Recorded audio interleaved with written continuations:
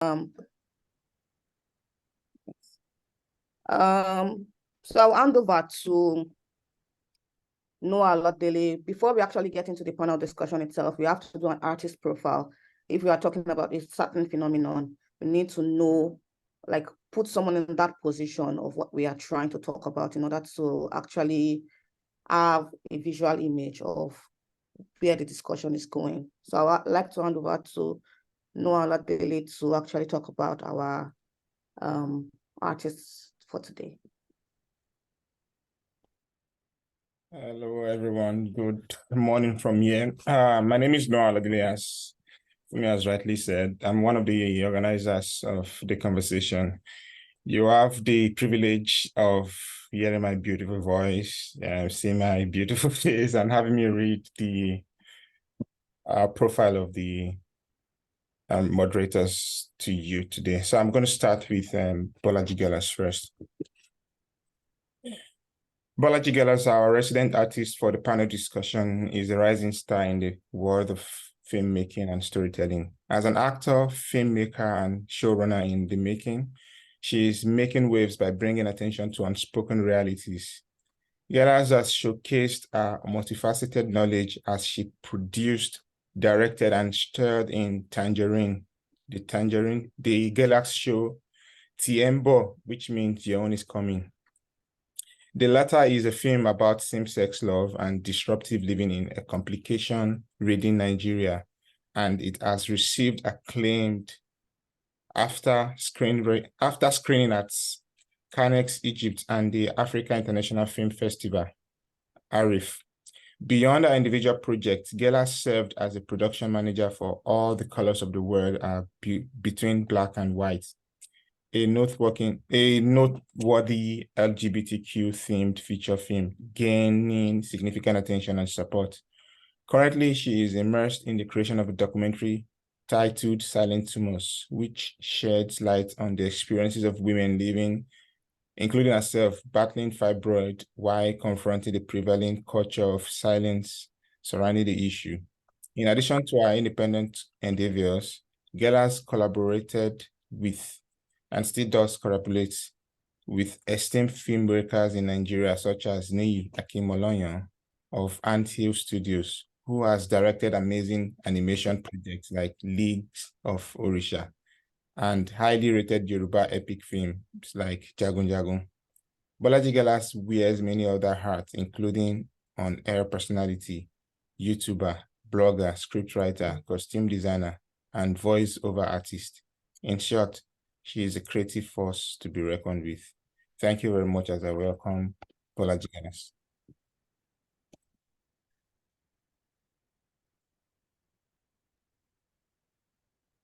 Hi, hello everyone. Pardon me.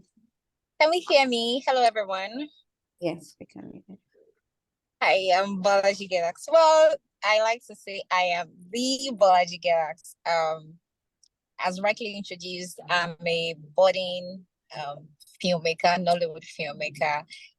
Shortly 3 years, barely 3 years in the game, but I must say, if I may say so myself, that I've done pretty well for myself in the past 2.5 years. So how I entered the industry, I remember having a 9 to 5, and during the pandemic, I was like, this is not what I want to do with my life. I want to create movies. I want to tell stories visually. And that's what I want to do. So I resigned my job, packed my bag, took a loan from CBN, and produced my first film project, which is a series called Tangerine. Looking back now, I am proud that I took that. I went on that journey and I did that. Maybe not so proud of the work itself because I literally went into it blindly. I just knew that I wanted to be a filmmaker. I didn't know how else to go about it. I had a beautiful story that I wanted to tell. And I was just like, I have this story. I have this resources. You know what? Let's put it together. If I don't know what door to knock on to get into the industry, I am going to bring my own door into the compound and tell them either you want it or not, I'm going to be in this industry. And literally that's how my journey started as a filmmaker. Usually when I hear people talk about how they enter the industry, it's usually from, They started from the bottom. Me, I started from the top and I came down to the bottom and then tried to find my balance. As a production house on the Girls chat room, I'm very particular about telling unconventional stories and starting conversations that people usually would shy away from, which stems from I've told stories from talking about celibacy and how it is to navigate celibacy in this world that we are, which is very tough. Talk about queerness, LGBTQ, in Tiembo. We're very particular about telling this story. I feel like all the stories we hear when we talk about these from our side is mostly how these people feel, these individuals feel. But we wanted to shed light on how their family, how they have to accept this new reality that their child or a family member, a friend, a loved one, this is their reality. And I feel like we don't exactly pay attention to these people as if they're not also, it's not also their life, but it's also their journey. So yeah, so telling stories like that and my documentary about fibroids, because I realized Nigerians, we love prayer. Hallelujah. African and God. Yes, we are always praying. And in one of the prayer meetings that we're on, almost every day, 5 days a week, at least 3 days out of 80, there are 20 testimonies. 15 out of those testimonies has to do with women's health, reproductive health, which is either fibroids or, endometriosis, all these things that have to do with these things that affect our reproductive system. And literally almost everybody I know, after I came out with my story about having fibroids, almost every woman that I know have fibroids. And why don't we have resources? Why don't we have stories about this? Why don't we talk about it? I'm a storyteller, I'm a filmmaker, so I decided, what best way to do it? If you need resources and people are not doing it, you need to tell the story yourself. So yeah, I'm very particular about what kind of stories I pick. I'm very big on, if I'm getting on a project, I need it to be a story that I don't necessarily have to relate to, but it is a story that I want to be a part of and I want to help people share as well, or shed more light on. So that informs my decision. As much as, the money is part of it, when you are hired for a job, you consider the money, and because you have to pay rent and you have to feed. But I'm also very particular about what kind of story I tell, because I have a brand, I have an image, and I'm very particular that I want to be associated with this kind of stories. And that informs the job that I take as a filmmaker. And I always say that I'm one of the lucky ones to be in Nollywood this time, this age, because Nollywood is evolving. Some people might say that our growth is slow, but story-wise, but we are really evolving, and I'm just really grateful that I am here now. I'm part of the change agent. As the kind of stories we tell, our technicality, and how we're positioning ourselves into the global world, how we want people to see us as artists and creatives. I'm really glad that I'm here, because Nollywood now is different from what it used to be. It's not those days that you can shoot 5 seasons in 2 days. Now we shoot short films of about 10 minutes in 3 or 4 days. That to tell you how much we put into it, how much attention we now put into details. May not exactly translate, because some of these movies come out and you wonder, so where's all the money go? I mean, we're going to get there. We keep making errors while we're working on it until we get perfect. But I'm really glad that I am in the new Nollywood, quote unquote. I'm glad I'm part of the new success story of Nollywood. I'm glad that my legacy cannot be forgotten, even though I just started with it. If you get what I mean. So I'm really happy and excited to be a filmmaker. I love filmmaking. I mean, I have a tattoo on my right wrist. There's a clapperboard. So I say that when I type, when I shake people, when I write, I have to see my wrist, because I'm right-handed, and I'm reminded that above all, I want to tell stories that matter. And I want to put them in films or documentary, and that informs my daily decision, even as a person, and just generally. And I'm really glad and honored and humbled to be amongst you all this evening. Thank you for listening to me.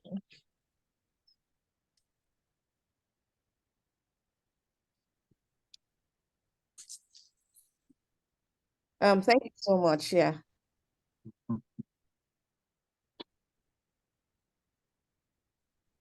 I think Noah is trying to, are you experiencing any glitch, Noah? Yes, can you hear me clearly? Yes. All right. Yes. So I'm going to go ahead and read the bio of the other panelists. I'm going to start with Rejoice Abutsa. Rejoice Abutsa is a writer, film producer, curator, and PhD student in the Performing and Media Arts department at Cornell University. She focuses on the transnational secularities of neo-Nollywood films, specifically with an interest in contact points with the global Black diaspora. Rejoice has worked on multiple neo-Nollywood films, currently streaming on global platforms, and has interviewed some of its top filmmakers. Thank you for joining us, Rejoice. The second panelist whose bio I'm going to read is Michael Niola Oshindoro. Is a doctoral student of African Cultural Studies at the University of Wisconsin-Madison. He is interested in representations of identity and subjectivity in visual arts forms. Michael studies the development of arts and industry of animation in Nigeria. It combines a textual analysis with an ethnographic study that explores the network of actors, events, and infrastructures that define animation practices in the country. Thank you also for joining us, Michael. I'm going to be reading the last panelist, Bao, who is Olajide Salau. Olajide Salau is a PhD student at the English and Film Studies University of Alberta, Canada. His research interests include African migration narratives, rurality, and African cyber-cultural and literary experience. His essays have appeared in Musiki, African Identities, Journal of African Cultural Studies, and so on. He is the author and he's also the author of Preface for Living Homeland, published under African Poetry Book Fund, and the managing editor of Olongo Africa. Thank you very much for also joining us, Michael. Our moderator is Funmi Omo. She's also a PhD student at the University of Alabama. She's working on Afrofuturism and also at the Department of English at the University of Alabama. We all have PhD students today who are experts in their fields. I am so much looking forward to the conversation today.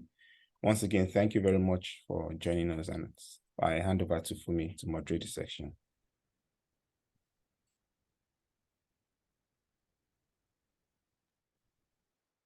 Thank you so much, Noah.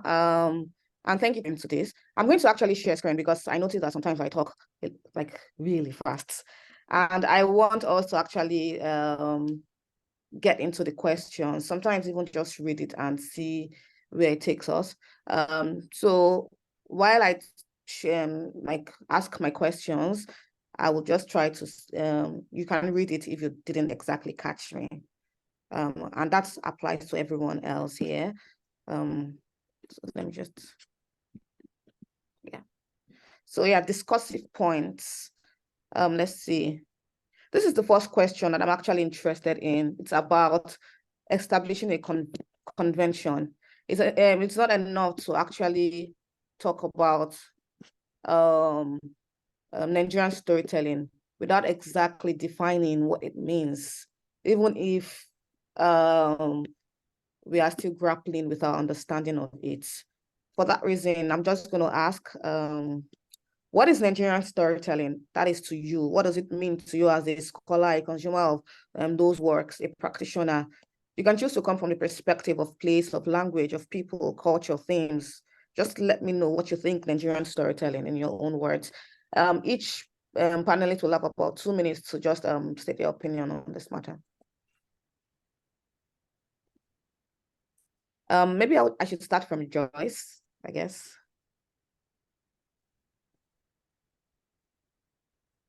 Good morning, everyone. Afternoon, evening. I think that I would like to come from the point of filmmaking, what Nigerian storytelling in terms of filmmaking means to me. And I think particularly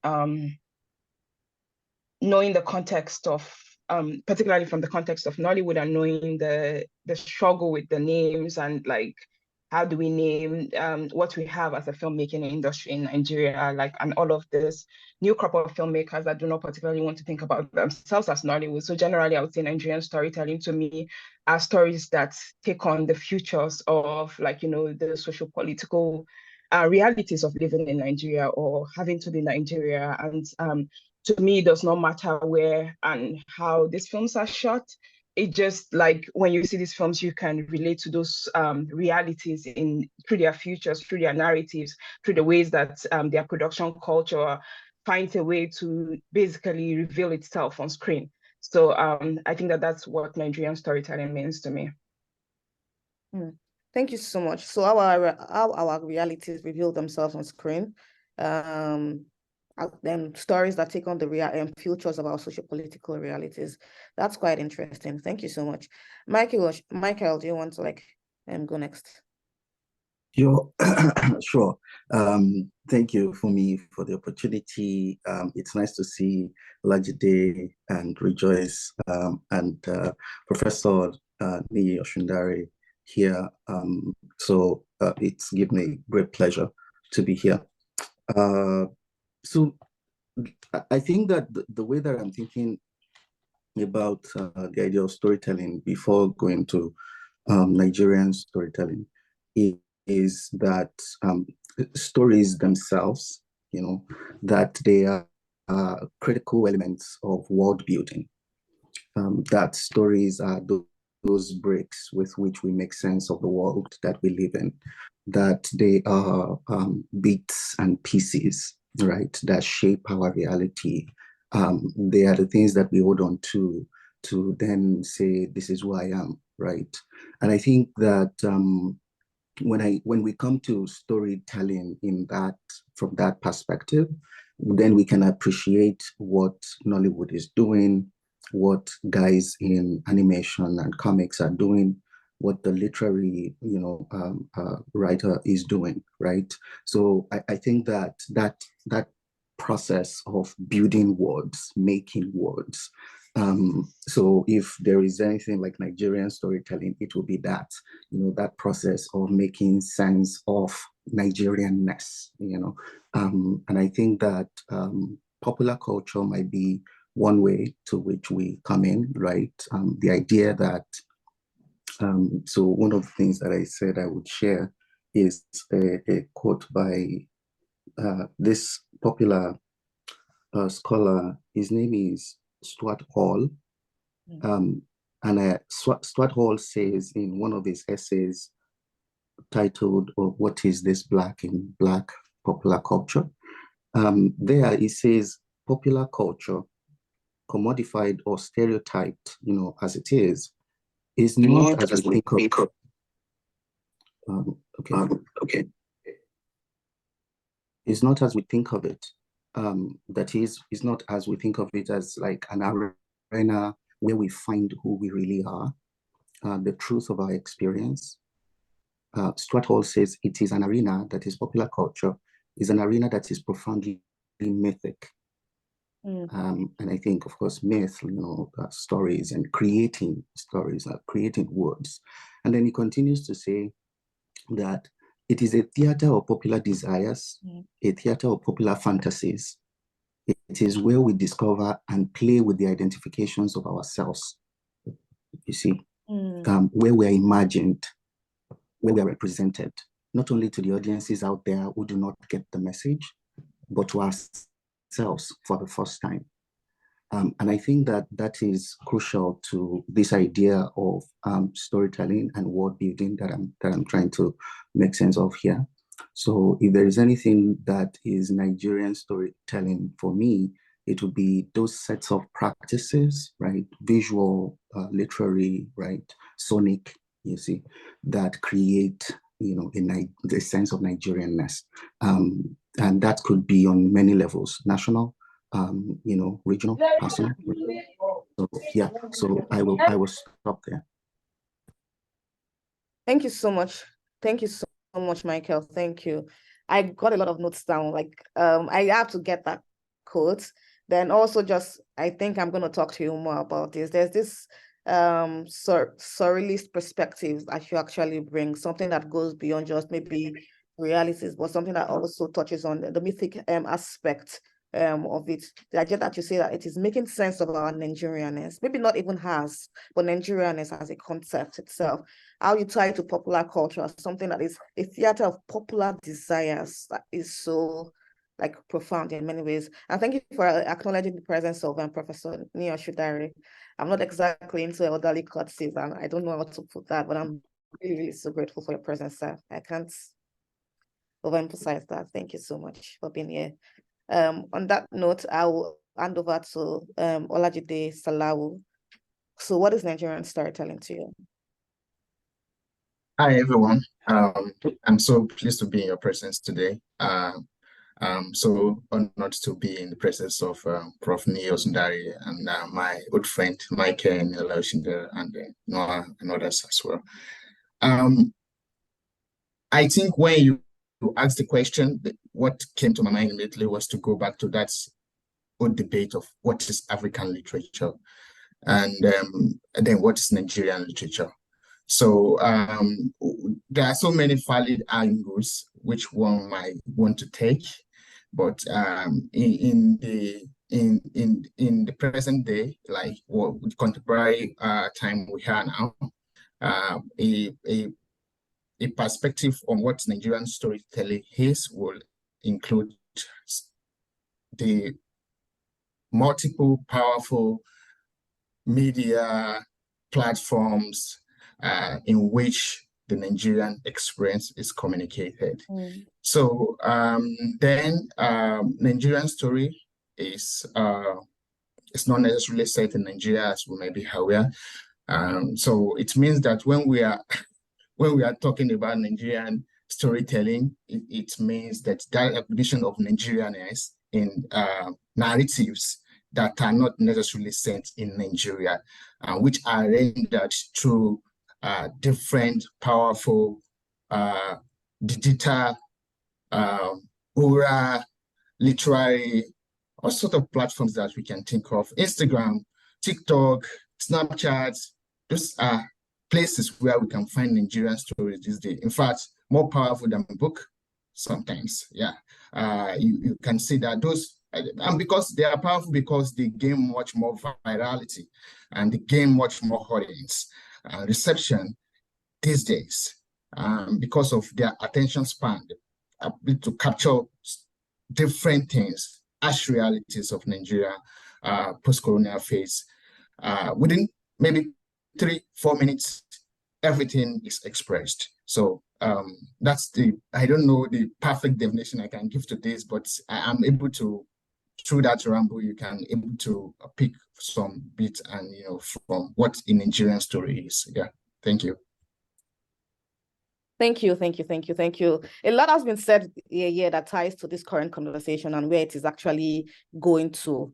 I would honestly want to hear what a veteran like Professor Nee has to say about all of this digital virality, all of these very fancy words that we now use, but that's maybe during the question and answer period or something. Just all of that idea that, oh, it's not just literature, it's not just storytelling set in Nigeria, it also has to do with stuff that goes beyond. It is interesting, and that brings me exactly to those 3 subcultural notions that we are actually getting into. That is the comic aesthetics, Nollywood in its digital era, all those digitality things, and then social media literature. My question then is on the idea of conceptualizations or characteristics of these things. So let me see if you can see my screen in this. The idea is each one of you, I would like to think, somewhat specializes in, not exactly, I don't think specializes is the word, but you have paid attention to particular aspects of Nigerian storytelling that is growing. For I'll probably start with Rejoice, and that is about Nollywood. Nollywood has always been a hub of storytelling. It is one of those industries that have been sure of itself from a long time. It's literally referred to as a storytelling factory. But what makes it different now? I mean, what what are the different strides, tricks of today's Nollywood that causes it to be the center of attention in recent times? Well, what comes to mind is the fluidity in themes, the industry's digitality, something that Chilax talked about. But I want to hear from you. What has made Nollywood different? Why is it so all the rage right now? You can also speak to the issues of naming if you want to. Rejoice? Yeah, thank you, Funmi. On what makes Nollywood the center of attention right now, I'd like to say Nollywood has always been the center of attention. It is not a recent phenomenon at all. You look at works from Okome as far back as 2004, and you look at works from Jonathan Haynes as far back as 2002, and you'd see that like the question of Nollywood has always intrigued scholars. It has always been a source of conflict as well as a source of celebration within the field. I think that what makes it different right now is the question of digitality, as you mentioned. We're at a time when Nollywood is getting attention on Netflix. There's a sort of global socialization that is occurring with, like, streaming platforms such as Netflix, such as Amazon, where you go online and you see a Nollywood film beside a Hollywood film, beside a Korean film, beside a film from Australia. Like there's just like this global sociality that is going on the streaming platforms right now. And so for a lot of people, it appears that this is like, now it's the moment that Nollywood is gaining all of this attention. But like I always beg to differ, because like Nollywood has always found its way around the world without this sort of sociality. And now it's only getting the kind of attention because right now these global platforms seem to be making it extra accessible to everyone. On the question of naming, I find that very, very interesting in the sense that I struggle with the naming question, because each time I speak to filmmakers, there's a big divide between the old and the new. And old, I don't mean to be disrespectful by like tagging the industry or its practitioners as old. But what I mean by old, I mean like, the founding filmmakers, the people that started filmmaking at the time when we're thinking about 1992 with Living in Bondage. When they think about themselves, they like to call themselves Nollywood. But when you talk to the new set of filmmakers, they are very, very particular about not being associated to that name Nollywood, because the very futures of the film industry has been so ghettoized on the global space, where filmmakers want to distance themselves from that sort of ghettoization. They want to be seen as different. They want to be seen as players that are capable of making films that are able to compete and are able to speak to the world in the ways that Hollywood filmmakers and filmmakers from all over the place can do. So the question of naming, it's a tension point. There are filmmakers that would say, like C.J. Obasi, for example, would say, I am a Nigerian filmmaker, I'm not a Nollywood filmmaker. Whereas Editi Effiong, who just released the Black Book, had a whole week where he was like releasing tweets to say like, I am a Nollywood filmmaker. Without these filmmakers, I will not be able to make the films that I'm now making. And then you'd find filmmakers like Kunle Afolayan as far back as 2009. He was telling the New York Times, I am not a Nollywood filmmaker because those films are fast-paced. The futures I do not identify with those type of futures. My filmmaking is far better than what comes out of Nollywood. And now he's comfortable being Nollywood. When you go on Netflix, you see that his films are catalogued on the Nollywood. When Netflix organizes events in Nigeria, like, he goes as a Nollywood filmmaker. So I think that the question of naming, there's a conflict that it raises when you think about marketability and when you think about the futures of the films themselves. So it's all of these things, and it's something that I have really not reconciled. Like, how do we name this industry? Where I would also just like finally give an example with Eyi Mofe, which is the first Nigerian film to get on Criterion Channel. And I remember talking to Ari Esiri, who made the film, and I was like, okay, what do you think that this film does for Nollywood? And he's like, and that's so interesting to me, because like when I talked to him about the production costs made this film, they like to argue Nollywood is the most independent film industry in the world.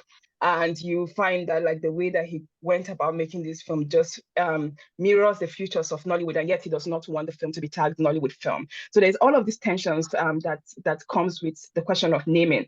But yeah, just to summarize my point, I think that Nollywood has always been the center of attention. Digitality just makes it more pronounced at this moment. Wow, that's a lot. Thank you a lot. Thank you.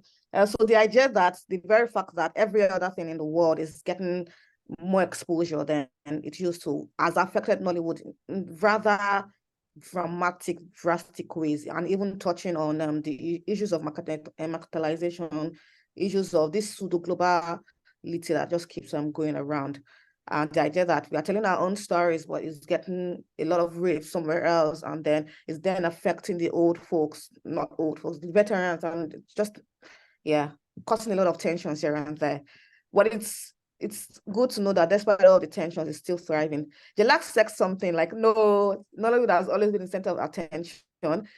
She can always speak to that if she's free. Do you want to speak to that, Jelak? Are you in a position to? Yes, sorry guys, I'm at Nigerian Owambe. My cousin is getting married. Yes, so I was saying that, I mean, I was agreeing to what Rejoice was saying as to, I don't even just think it's Nollywood. I think just Nigerian entertainment industry as a whole has always drawn attention. We just have a way, good or bad, of positioning ourselves right there. And I have friends, well, because I used to be a blogger. I'm a blogger by blood. And I have followings from all over Africa. And many of the times when they come into my DM, they're talking about how they relate so much to my stories, because I was a personal blogger, and how they relate to so much of my stories because they saw that in Nollywood films. Like, they literally feel like they've been to Nigeria before they understand our culture, because we project here. Even though, I mean, most of the things they remember is the wicked mothers and mother-in-laws and the witches and all of that. But it's those were stories we're telling there, and it was our reality. These are not as pronounced as they used to be.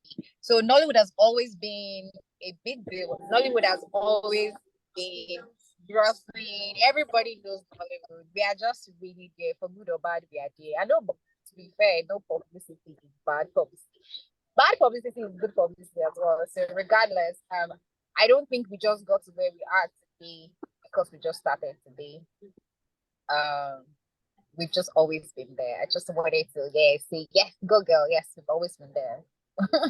Thank you. For those that just joined, this is the question that we're talking about.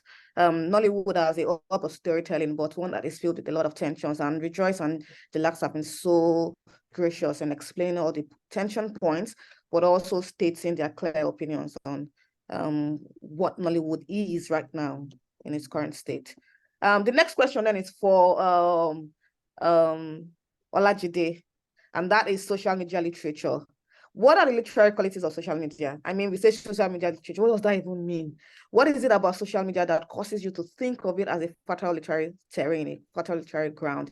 You can provide examples of stuff that you are so convinced that this is what makes social media a literary platform. And of course, you did a wonderful review of Shola Adenekon's African Literature in the Digital Age, and I'm sure you're aware of James Yeku's Cultural Netizenship. You can pull from this or not, just say something in this regard. All right. Well, that's a big question, and I don't know if I'll be able to convince you with an answer that you want, but I will try. So, many I believe many scholars and critics who want to context whether what we see on social media is actually literature or not. If, there is a disciplinary bias that is going on, or what is literature when it is film? Is film literature? Is those kids that you see on social media, are they literature? So writers will feel so much, I don't want to use the word tension. They just feel so much like you can't just compare what I have done with what those guys just organized within 3 minutes and call it literature. It's not done. They don't put too much. Is that following it? You can, when you hold it over, you feel the literary quality, you feel the substance, you feel, well, comparing my work to Mr. Macaroni's comedy skit as literature is actually so it is I don't know.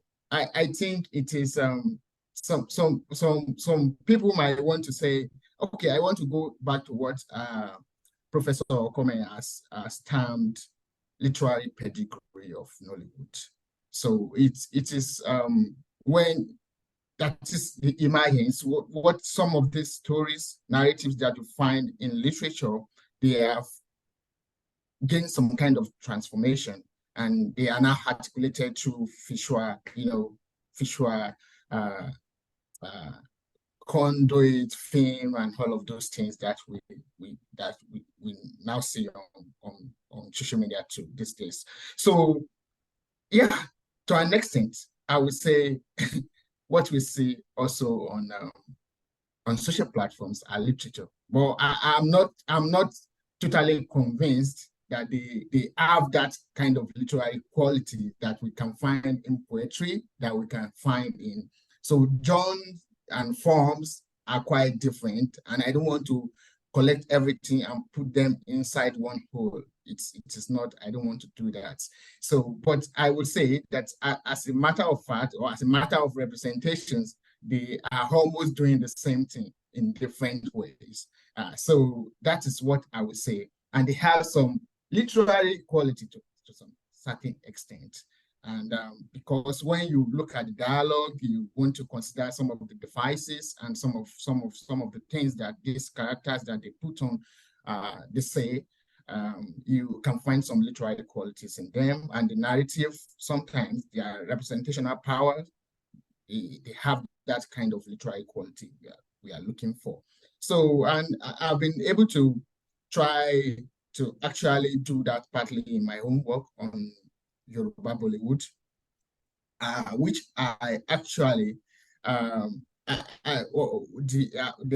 have built on existing conversations anyways. So some scholars like Abdallah Adamu, who has worked at the intersection of Bollywood and Hausa popular culture, can see some certain connections between Hausa popular literature and some kind of transnational connection and with the Bollywood, the influences of Bollywood, Hindu films on Hausa culture. Also, my work on Samu Baba actually try to account for that kind of thing. It is not literature per se, because I didn't use literature per se or theorize as that skit or particular that burgeoning form as the literariness of it. I was just focusing on the humor, the youth culture, and all of those things in that my essay. And then I traced that particular form to early forms of Yoruba traveling theater, especially the work of Adelov, and then Kunle Afolayan's father, and then Yemi Mailofa, and that is the title of the film. I've forgotten now. I'm gonna do something. I've forgotten the actual name of that, but that particular form is traced to that particular. So I would just say that when we are talking about social media literature, if you want to theorize it as literary, as work of literature, it's possible and it is variable. And you can bring in so many theories to support. And what James Yeko has done in his work is on cultural citizenship is what is that. And I think he has done justice to theorizing social media, memes, GIFs, selfies, and cartoons as literature. And James Yeko is right, as well as Tedumolo Olaniyan, who has done wonderful work on cartoon as well. So it is just them. But you know that when we are talking about especially we know that in conversation across with so many critics and scholars, when a film scholar is speaking, they will say it's just a film scholar. That person is just a film scholar. And someone who is a literature would I'm in African literature, I'm not in films. So there is this disciplinary bias to the angle of film. What is literature? What is not literature? And because social media these days, like anybody can get into it, and not anyone can just get into literature and say, okay, I want to write poetry now. Or you have to be, it's a different case. But I can decide to move from a PhD now and start skits. and start acting, doing all this kind of, and I become popular and I say I'm producing literature. Then it becomes a question that you are producing literature, how much work, how much investment have you done to even, so it's so convoluted, it's so difficult question. And I would say it depends on how you are feeling it. So someone says, okay, no, that's, okay. So I don't know, but that's it. That's all I can say. Thank you so much. There's a lot of drama that goes around that. If you want to talk about it, just a lot of drama. But honestly, I have personally considered moving. I mean, these people make money. Why am I wasting my time doing PhD when I can actually just... Anyway, we are where we are right now. So thank you so much for that. That was really, you didn't present, it wasn't linear. You went in different directions and you gave us a very awesome perspective on the matter. So I would come to Oshindoro now. And for me, I'm interested in history. I identify as a literary historian based on my work on contemporary. But when I talk about contemporary, I like to pull from the past, just like what Jide did when he pulled from Tejumola Olaniyon's work and then talked about the early forms of what is now the skits and everything that has been made. What I am interested in is the history of animation. Because honestly, it's as if we weren't into animation and all of a sudden, boom. I'm beginning to see manifestations in different ways. And I'm like, when did this start? I want to know where it started. And you don't exactly have to like take us through a history lesson, but just telling us that actually there was a beginning somewhere might help, because at this point, it just feels as if we are just dropped right in the middle of Kizasi Moto Generation Fire. So there's a lot going on now that it's interesting, and it'd be nice to know what the history is. Yeah, nice. So yeah, I think so. The first thing is the sets of images that we consider animation. They have their foundation in being still images, that is static images. So animation is the process of making static images appear as if they are moving, right? So the idea is the illusion of life and of motion. So given that background, it's just like your film, like any Nollywood film that you play or any skit that you play on your phone or on your computer, on your TV. Those motion pictures that we see, they are first of all pictures before they are set in motion. In that sense, I'm saying that we should start from, Funmi, like you are asking us to do, begin with the picture, the image. And then we would start with maybe cartoons. Animation itself has been, erroneously called, cartoons. And then maybe some of us have that experience where your father or your mother asks you, what do you want to do when you grow up? Of course, that is even when they ask you. They generally tell you what you want to be when you grow up. So if that child says, I want to be a cartoonist, I don't know if that was in our vocabulary when we were growing up, right? But it's either you're a doctor, all of those, high-end profession. And then if you say you want to be an artist, they will say, you want to draw a cartoon? There's this sense of stereotype that comes with that. But of course, animation is different from cartoons, it's different from comics and graphic novels and all of this. Maybe we want to begin from the likes of Akinola Lasheko, Josie Adeboye, see, these guys, right, who were drawing cartoons on panels, for newspapers and magazines, right? So we might be talking about 1940s here. And then straight into the 1960s, the year that, that year of Africa. cartoon then was a way of making sense of yourself. So I think it goes back to the quote that I offered earlier.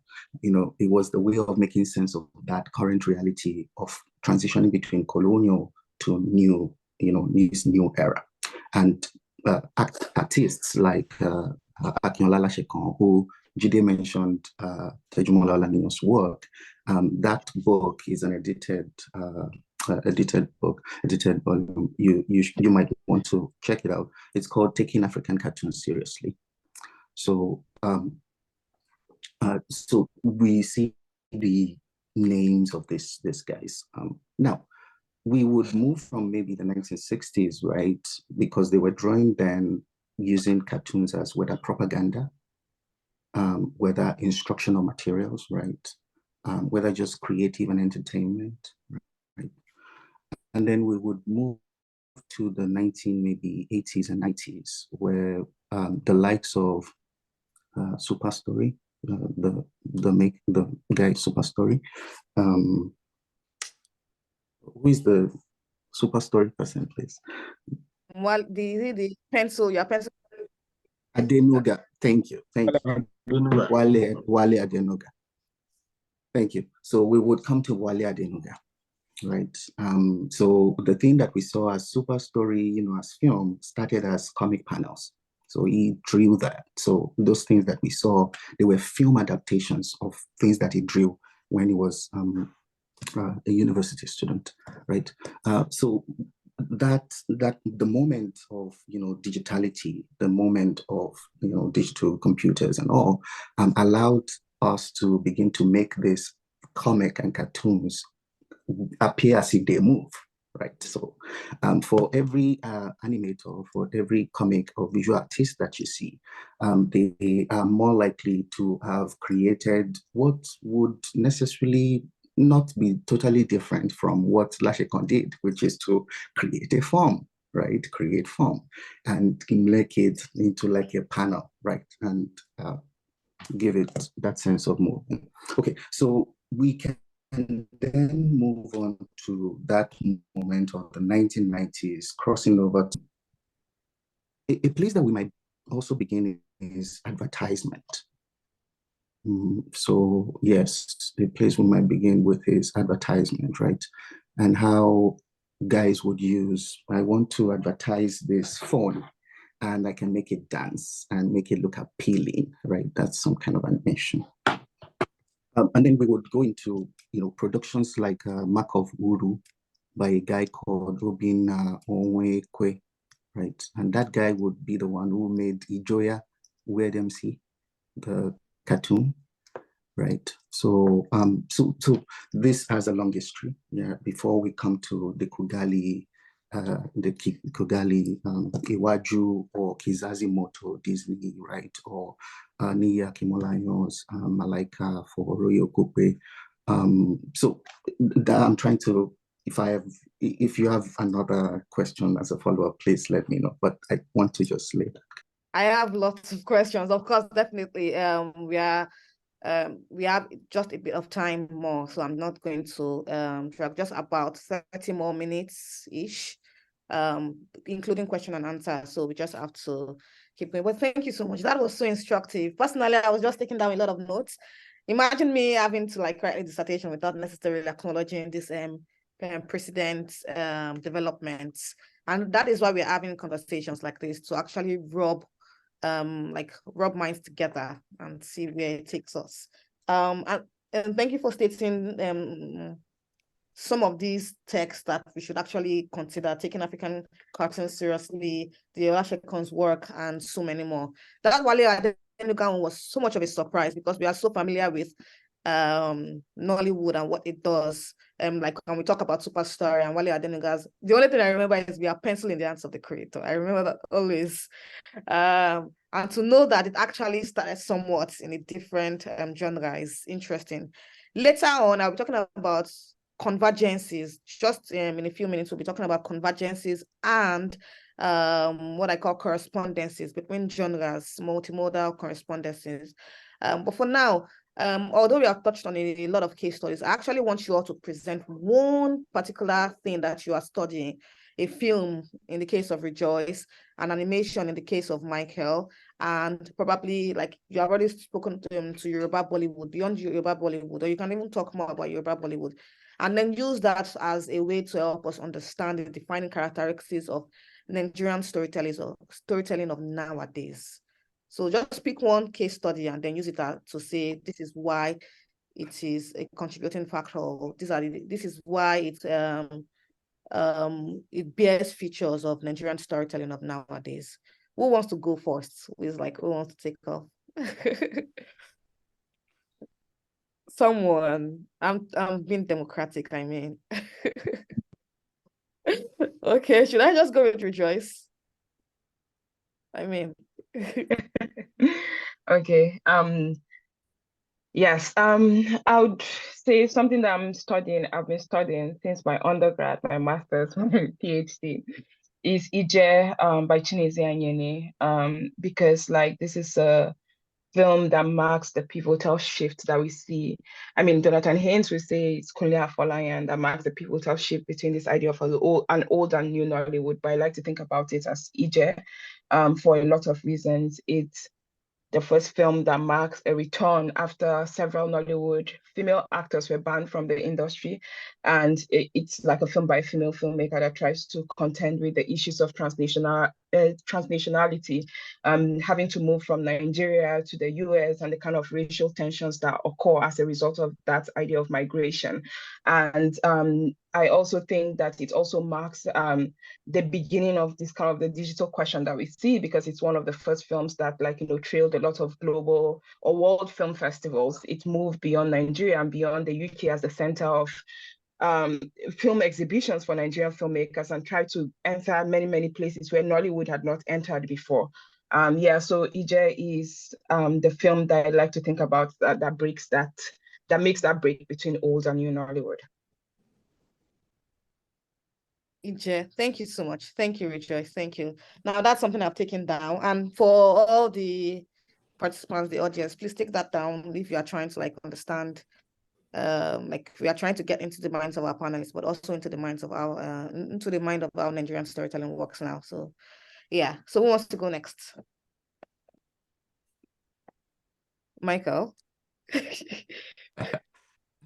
Okay, I thought Agajide would go. Okay, one, I would share the production that got me interested in animation, to study animation. So I am not an artist, although I kind of, fumbled with it. Like when I was in secondary school, I'll take pictures and then try to replicate. I think I did well. Yeah, but that's a question for another day. But when I was doing a master's in Ohio, a university called Bowling Green State University, I was going to study Nollywood. I was going to study film. And this particular production kind of changed my direction. So this was 2018, I believe. And it's one of the slides that you have. It's called Malaika, Warrior Queen. When I saw that, I was, fascinated by, we've seen a lot of, animation, but this one was different. This one was much more appealing. And I think we can talk about, the convergences later. So let me just hold on. There are three elements to that story. So the story is that of Malaika, the eponymous character, right, who lives, in the 15th century, fought and held together a splintering empire, right? And she was strong, brave, right? That is a story of, female agency, power, right? There are three elements that I see there. The first element is historical, and I think that it describes what you would find as a feature of many this stories today. Historical because this story goes back in time to imagine a strong female superhero, Now, what it's doing is it's not some kind of She-Hulk kind of Marvel Disney stuff. It's drawing from history to create this character. So it is referencing in particular at least two queen warriors in Africa in the past. The first is Queen Amina of Zaria, present-day Nigeria. The second one is Queen Njinga of Angola, right? So these were real historical figures that inspired the creation of this character. So there's that historical element to it. The second element is its fantastical element, and I think that that is also what kind of defines animation practices today, which is that you can suspend reality as the logic of making sense of reality. Okay, I can say that again.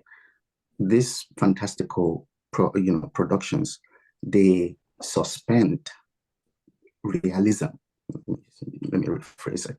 They suspend realism as the guiding logic for making sense of reality. So they create new worlds. They imagine, orderly worlds, right? They jumble, right, different spaces, right? And that is what we see in that film. The third element is its new, or their new historical element. In particular, this production. By new historical element, I mean that at the beginning of that animation actually is an adaptation of a graphic novel, okay, of the same name, by Royo Okupe, a Nigerian who is based here in the US. So at the beginning of that book, there is a map. And that map is reminiscent of your Berlin Conference, right? That map is reminiscent of how Africa used to be, the Songhai Empire, the Oyo Empire, right? Before those lines cut us, in pieces. What Royo Okupe did in both the graphic novel and the animation, by the way, I should say that Ant Hill Studios in Lagos, Nigeria, produced that animation. And I think that is one of my fascination. Oh, that guys in Nigeria could do this, right? And we should also hold in our hands the fact that the guy who made the comic book, the graphic novel, is here in the US, and those guys who made the animation are over there in Nigeria. So that transnational collaboration, across the diaspora is very important to note. Now, with respect to the new historicity, rather than put this map of Africa in relation to Euro-American political forces, right? What Royo Okupe did is to place Africa, historical Africa, in conversation with Asia. In this particular case, the Ming Dynasty of China. And I think that it is a powerful production that helps us think about this new political history of Africa, right? Of course, our interaction with Asia goes way back, but I think that our conversations have always been, Africa against Western America, Euro-America. But I think that production is also bringing in a different dynamic, which is to insert China into how we talk about Nigeria's political history. Okay. Wow. Thank you so much. You already started touching on the convergences already. Like, that was exactly what I was going to talk about. And that is what my research is. Honestly, we have to have a coffee and or just sit down and talk, honestly, because thank you. And yes, so Noah, my friend, who is always into animes and all that, what does that do? So now I'm glad to know that there's a scholar that is thinking along the same lines as me. So Olajide, a case study from you, and then I would actually want to probably tie that to the question of convergences. I think we should just get there. just as you're presenting your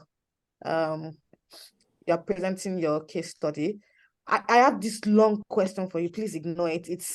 It's really long, and but the whole idea of it is just about multimodal adaptations and transmediatic relationship, such that like what you said, there's a lot of complications when it comes to how social media is bringing up questions or even answers relating to our literary experiences and our literary productions. For instance, you would find a lot of the adaptations going on from a book to a graphic novel, from a book to a movie, as in Genevieve Nanji's I Do Not Come to You by Chance, which was a novel written by Adele Patricia. And then there's the being Bandele's Election Oba. There's also social media influencers now that now write books and novels, like literally they write self-help books or even novels. There's the Afsat Abdullahi, Afi, I think, to the girl in English class. I'm sure some of us have heard that spoken word. She went from doing that on social media, from being this spoken poet, from releasing this on social media, it went viral, and now she's everywhere. She's on concert stages, like she was recently at the Johnny Drill's concert. She's in secular commercial circles. She's like promoting stuff by like she's literally doing advert placements and all that. So what do you say to this like this idea of convergences when it comes to multimodal adaptations? You can tie that to a particular case study. You can just direct that, talk about that in itself. I hope the question is not confusing as it is, but I'm hoping that you get the drift. Yeah. Yeah. Thank you, Funmi. I think yeah, the question is long, but we'll try. So I think when you mentioned that I should present a case study, I think the most feasible case story I can present these days is Lai Wasabi's skit. And I think his comedy skits are quite relevant. They are useful in thinking about different things, economic realities of Nigeria, political realities of Nigeria, and social realities of Nigeria per se. So I think what Wasabi has presented different characters to us, and they are quite archetypal in Nigerian popular short forms as well. What do I mean by saying that is that when you look at the landscape of Nigerian short forms on social media, you will find that there are quite some archetypes that have been evolving for some time. We have the legal archetype, some people who try to present themselves as lawyers and, interceding on behalf of a client and just trying to either defraud the client, or the client is trying to scam the lawyer as well. And that is what we have from Lai's character, that legal, So what I'm trying to say as creating a kind of legal cultural paradigm of film Nigerian cultural short forms. So also we have the this particular character that is about multi-level marketing. Someone who's trying to. It's quite jarring that is the harsh realities, economic realities of Nigeria these days. People are so much inside economic woes, and they are looking for every way to escape. So it's quite depicting the current phase of Nigerian economy. And we have heard so many reports of people who have been scammed on different levels, all this intervening loans that they create a scheme for people, and people buy into it, and they get scammed at the end of the day.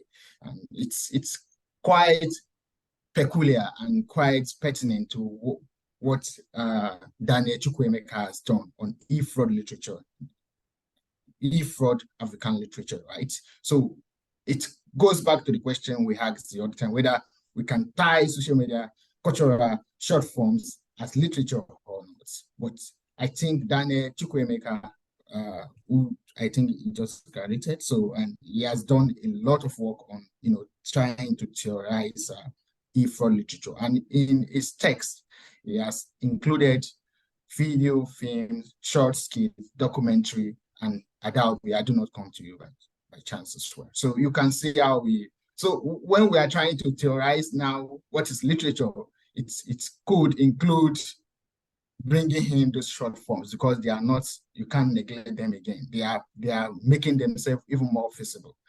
So we are so much compelled to not be able to do without them, right? So, and then we have the Uber driver, all sorts of archetypes that exist. So it's not now that Lai is just a kind of new face of that particular paradigm that is growing. We have the sugar daddy, and well represented by Mr. Macaroni, who is always looking for this voluptuous women around, and hunting for them, and getting scammed at the end of the day. So it goes back to Afro literature as well, if you want to theorize it that way, anyways. So but Lai is quite an important figure for conversation now, not because of only the kind of visibility he has had or the virality of his comic videos, but also the significance of the theme that he brings into his work. The relevance of that work to current realities. And in fact, it's beyond. I think the kind of how he has tweaked or what he has introduced into his comedies is quite genuine and unique, so that what others have done, he has done what others have done before, but he has introduced some kind of, he has been inventive and innovative in adding some kind of sublimity to his comedy. So you don't just, it's not that slapstick that you just laugh. It makes you think, it makes you sit you down, you ponder on what is being said, you laugh, then you have kind of thought over it. So I think that is about about that, as people say, about the archetype and bringing you some kind of archetype, kind of figure or example from. And in my own work, I think what I have done is just to look at that fashion, use Samu Baba as a kind of figure as well. And that will bring me to the question of transnationality and transmediality and all of those things. So Samu Baba is a Yoruba Bollywood comic producer and actor, and I think that name Yoruba Bollywood, or that naming of, or the label Yoruba Bollywood, I don't know whether it's original to him, but that's what he has tagged his comedy kit. So I go by that too, for convenience sake. So and given that name is also suggestive that we are combining, two traditions. We are combining the Bollywood tradition, and we are combining the Yoruba cultural form as well, with Yoruba cultural form. Yeah. So, and what he does is usually, clip some certain parts, scene of Indian film, Hindu films, or Yoruba or Bollywood, and then introduce a voiceover in Yoruba, and then creates some kind of funny conversation out of which is like, I don't think that conversation he has created is representative of the original dialogue that those characters are uttering. No. So I think what he has done to do is to introduce that particular dialogue in order to create a kind of comedy humor for us to enjoy the something. So we now move from having a kind of Yoruba dialogue, and then we are saying, we can say this Bollywood characters, sinking dialogue in Yoruba. So that is quite a kind of binding, realizing two forms, realizing two traditions, realizing two histories. And it is what Abdullahi Adamu has done on the part of the Hausa, and then the Indian something as well. So it's when we now come back, it is and that is not even unique to him, right? It's not unique to him because we have so many people who have been doing this. There are some certain point in the early 2000s when they were producing all this kind of all this DVD, and you have so many 10 films, 5 films into one something. We have some kind of guys where when we would watch in a shop, right? They will bring up a television in the shop, and then you have some Chinese characters, Chinese films speaking Yoruba. You understand that? So it's it's not unique to him. It is what others have been doing. So you have this confluence of history, confluence of context and traditions coming together and to create a new particular culture or a certain experience, literary and cultural experience for us to enjoy. So it is the power of technology, right, that makes that possible. Not that Samo Baba will go to India to go and, and then it brings us to so many questions like copyright and violation and all of those things as well. Those guys don't actually, I don't think they get the copyright from they just do that and they create, they create that kind of experience for us to enjoy. And even now, when we come back to Nigerian context, these days we have different things happening. Let's consider Dagundagun even Dagundagun that Femi Adebayo released not too long ago. We have some memes, GIFs, and all of those things drawn out of that particular thing. Short comedy skits and all of those things are created immediately the film was released.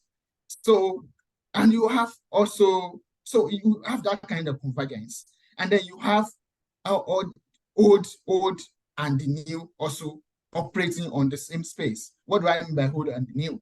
So these days, and just a kind of branching of Nigerian social media cultural platforms have ethnic angles as well. They have ethnic angles, and that particular Yoruba Bollywood is an ethnic angle of Yoruba. That particular is quite Yoruba. That's Yoruba Bollywood. Samo Baba's work is quite Yoruba in a way because it's not English. It is not addressing English audience. It's not what people from say South who does not have the literacy or that skills of speaking English or understanding English will understand because the person does not understand Yoruba.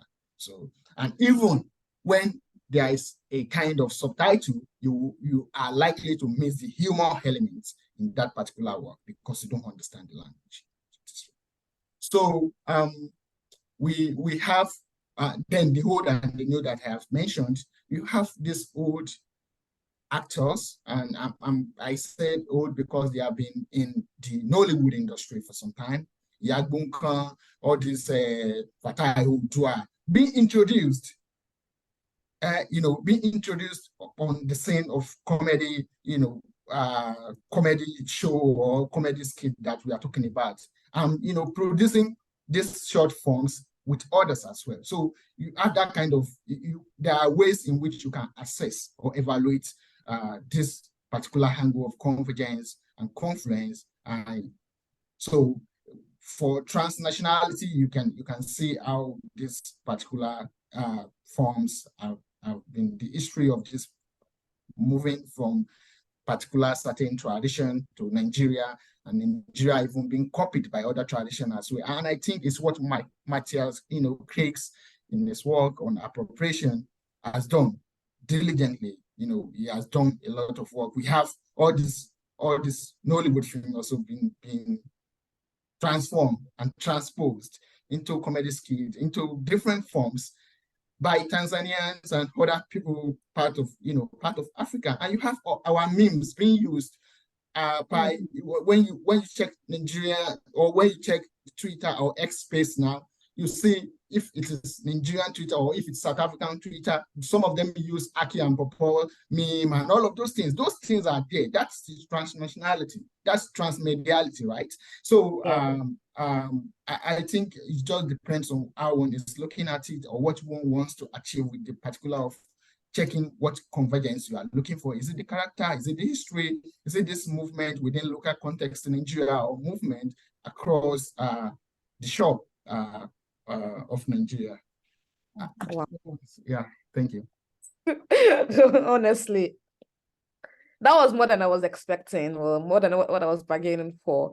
I have to listen to this whole thing again to like pass out the information from it. And for those who are interested, the recording will be shared, just so you can get some parts that actually pertain to you and just digest it. As you can see, our panelists are on fire. There's a lot to unpack from what Olajide said, but I'll leave that during the question and answer period. There's going to be one more question-ish before we then go to the question and answer period. I really crave your indulgence. I know we are running out of time a bit, but please give me about, let's say, 5 to 10 minutes for me to wrap up the discussion itself. And that is because I'm very particular about asking Rejoice. Olajide has touched a bit on it, on that convergence that has to do with African Francophone cinemas and just other North African cinemas in other parts of Africa. I'm not even interested about the global, like there's a whole conversation about that. But sometimes it seems as if we have more in common with Hollywood, Bollywood, other sort of woods than we do with actually our own sort of cinemas within Africa. You hear Nollywood, but then you can't exactly correlate it to the works of people in other African countries. So is this a misperception? Olajide is somewhat hinting at the fact that there's a lot more collaboration that we think is going on. I want you to speak to that even more. Yeah, so over to you. Yeah, I think that there are more collaborations than we often give credit to. I think the space of Nollywood, and I really like when Olajide brought up Matthias Krings, because I always go back to Global Nollywood, co-edited by Onokome Okome and Matthias Krings, and all of the chapters within that book, right? They are contending with this sort of the collaborations between Nollywood and other film industries within Africa, within the continental space. I mean, they dive into France, but like, I think specifically the ways that Nollywood inspired the film industry in Uganda or in Tanzania, or the ways that all of these film industries get inspired by the kind of stories that Nigerians are telling. And then they begin to forge their own idea of a film industry based on the fact that Nollywood, I would use the word, gives them the confidence to just go forth and make films in that way. But on the collaboration between African cinema, the Francophone African cinema and Nollywood, I think that it is a place of great tension, because like, think about the history of Nollywood, right? When this industry emerged, the ways that it wasn't even allowed to showcase itself at the oldest film festival within Francophone West Africa, which is FESPACO. Nollywood was never allowed to enter these spaces, right? Because why? I think that because a lot of scholars argue that Nollywood went against the grain of what the Francophone filmmakers were trying to do, in the sense that for them, the urgency of decolonization was very much at the heart of the way that they were making films. Nollywood came in as a very, I think, stereotyped as a very commercial industry. A lot of the ways that we write about it is that it's only concerned about the money that it makes, not about, like, you know, raising the consciousness of its people to think about the ways that colonization and neo-colonization has affected us as a people. And so for that very reason, there was a clear demarcation between Nollywood and Francophone West African film industries in that way. But also when you think about films by Usman Sembène, I think that people often forget that those films themselves were also mirroring the West in a very interesting way. Sembène was trained by the Soviet Union, and there are loads of research that from the audience point of view that argue that these films themselves were not accessible to the audience in France. Why? Because these films, like in terms of their futures, in terms of the mise-en-scene, they tried to mirror the ways that the French were making films, the ways that the Germans were making films, so they were not accessible. Nollywood came and its filmmaking was very accessible, at least to the masses. It was the intellectuals that were saying that, like, okay, these films are not great and these films would affect your IQ. I think popularly said in that way if you watch the films. So there was these tensions have always existed in that way. And so I want to also, in terms of convergence, think about Nollywood and Bollywood, or the Ghanaian film industry, the kind of ways that Ghana had a national film industry at the turn of independence, but that national film industry died until Nollywood started to collaborate with Ghanaian filmmakers, until Nollywood started to hire Jackie Appiah, Yvonne Nelson, and Majid Michael. And at some point, the lines were blurred. Which one is a Ghanaian film? Which one is a Nigerian film? You could not tell because of the kind of collaborations that were going on. And there's also, I'd like to bring up The Mirror Boy, a film that is short. It's about, it features Nigerians, but it's about, like, it's a very Gambian story in very interesting ways. They go back to Gambia, and it's made by a Nollywood filmmaker. And I had the privilege of screening The Mirror Boy here because I had a screening. I curated a couple of Nollywood films at the Cornell Cinema. And I remember the Gambians coming into the cinema and just being in awe of the fact that this is, like, we can consider that a Nollywood film, but at the same time, it is like the whole aesthetics of it. You see Gambia at the center of everything. You see Gambian dressing, you see Gambian culture, the tradition. You see even the filmmaker try to write the sort of like the lingua on the streets in Ghana, in Gambia, sorry, into the film in very, very interesting ways. So I think that Nollywood has always collaborated with Francophone West Africa in ways that I think that I would say, like, it's in terms of research, we've not written it down as much, because even when I go in to find the kind of collaboration between Nollywood and Ghana, it's hard to find, aside from, of course, referencing Matthias Krings and Onokume Okome in the book that they tried to chart from Nollywood, Uganda to Tanzania, and then to South Africa. So those collaborations have always existed.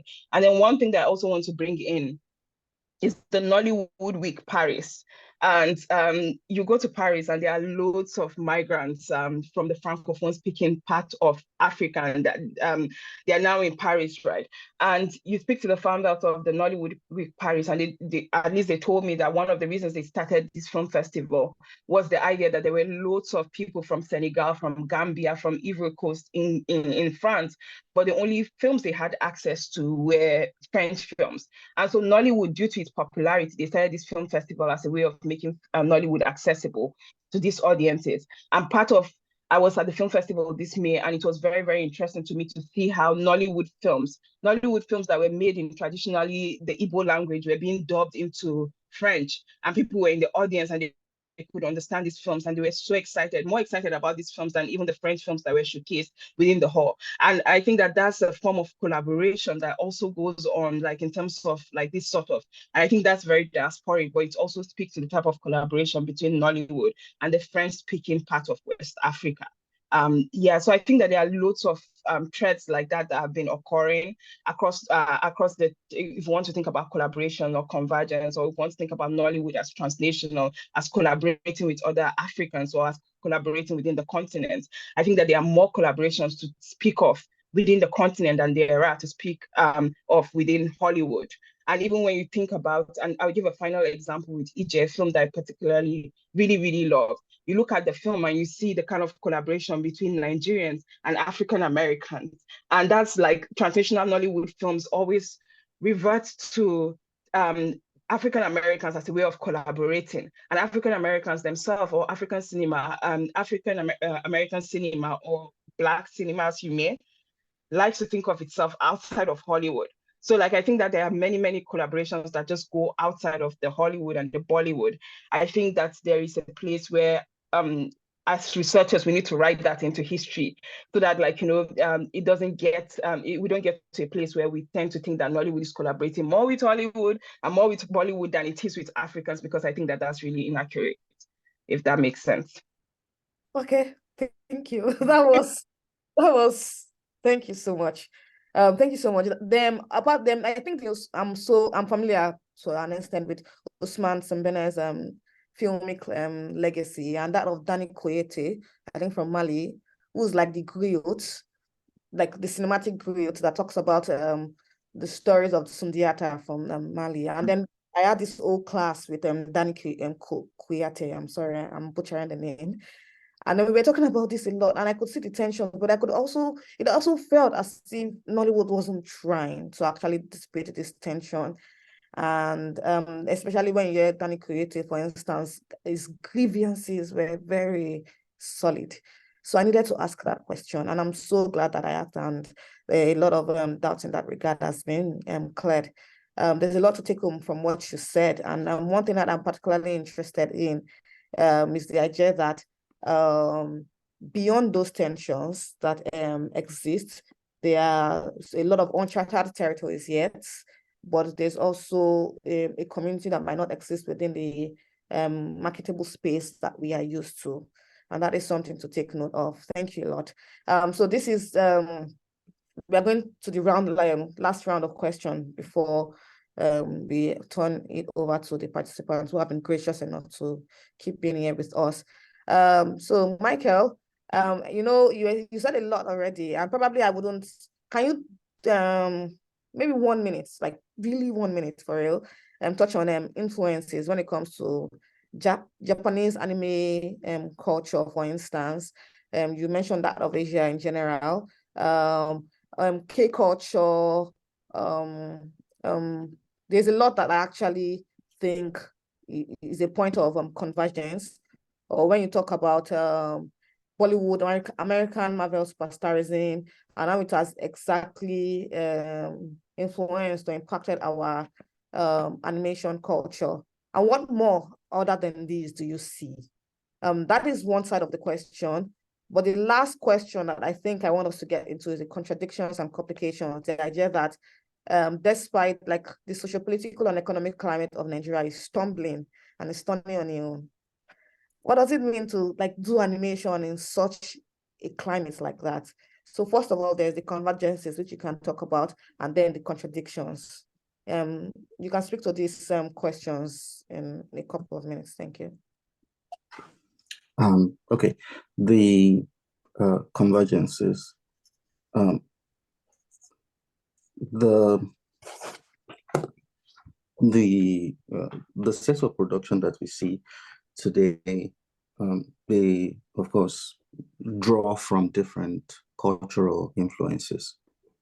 They draw from everywhere, and but I think one thing that define them is that they localize those foreign influences.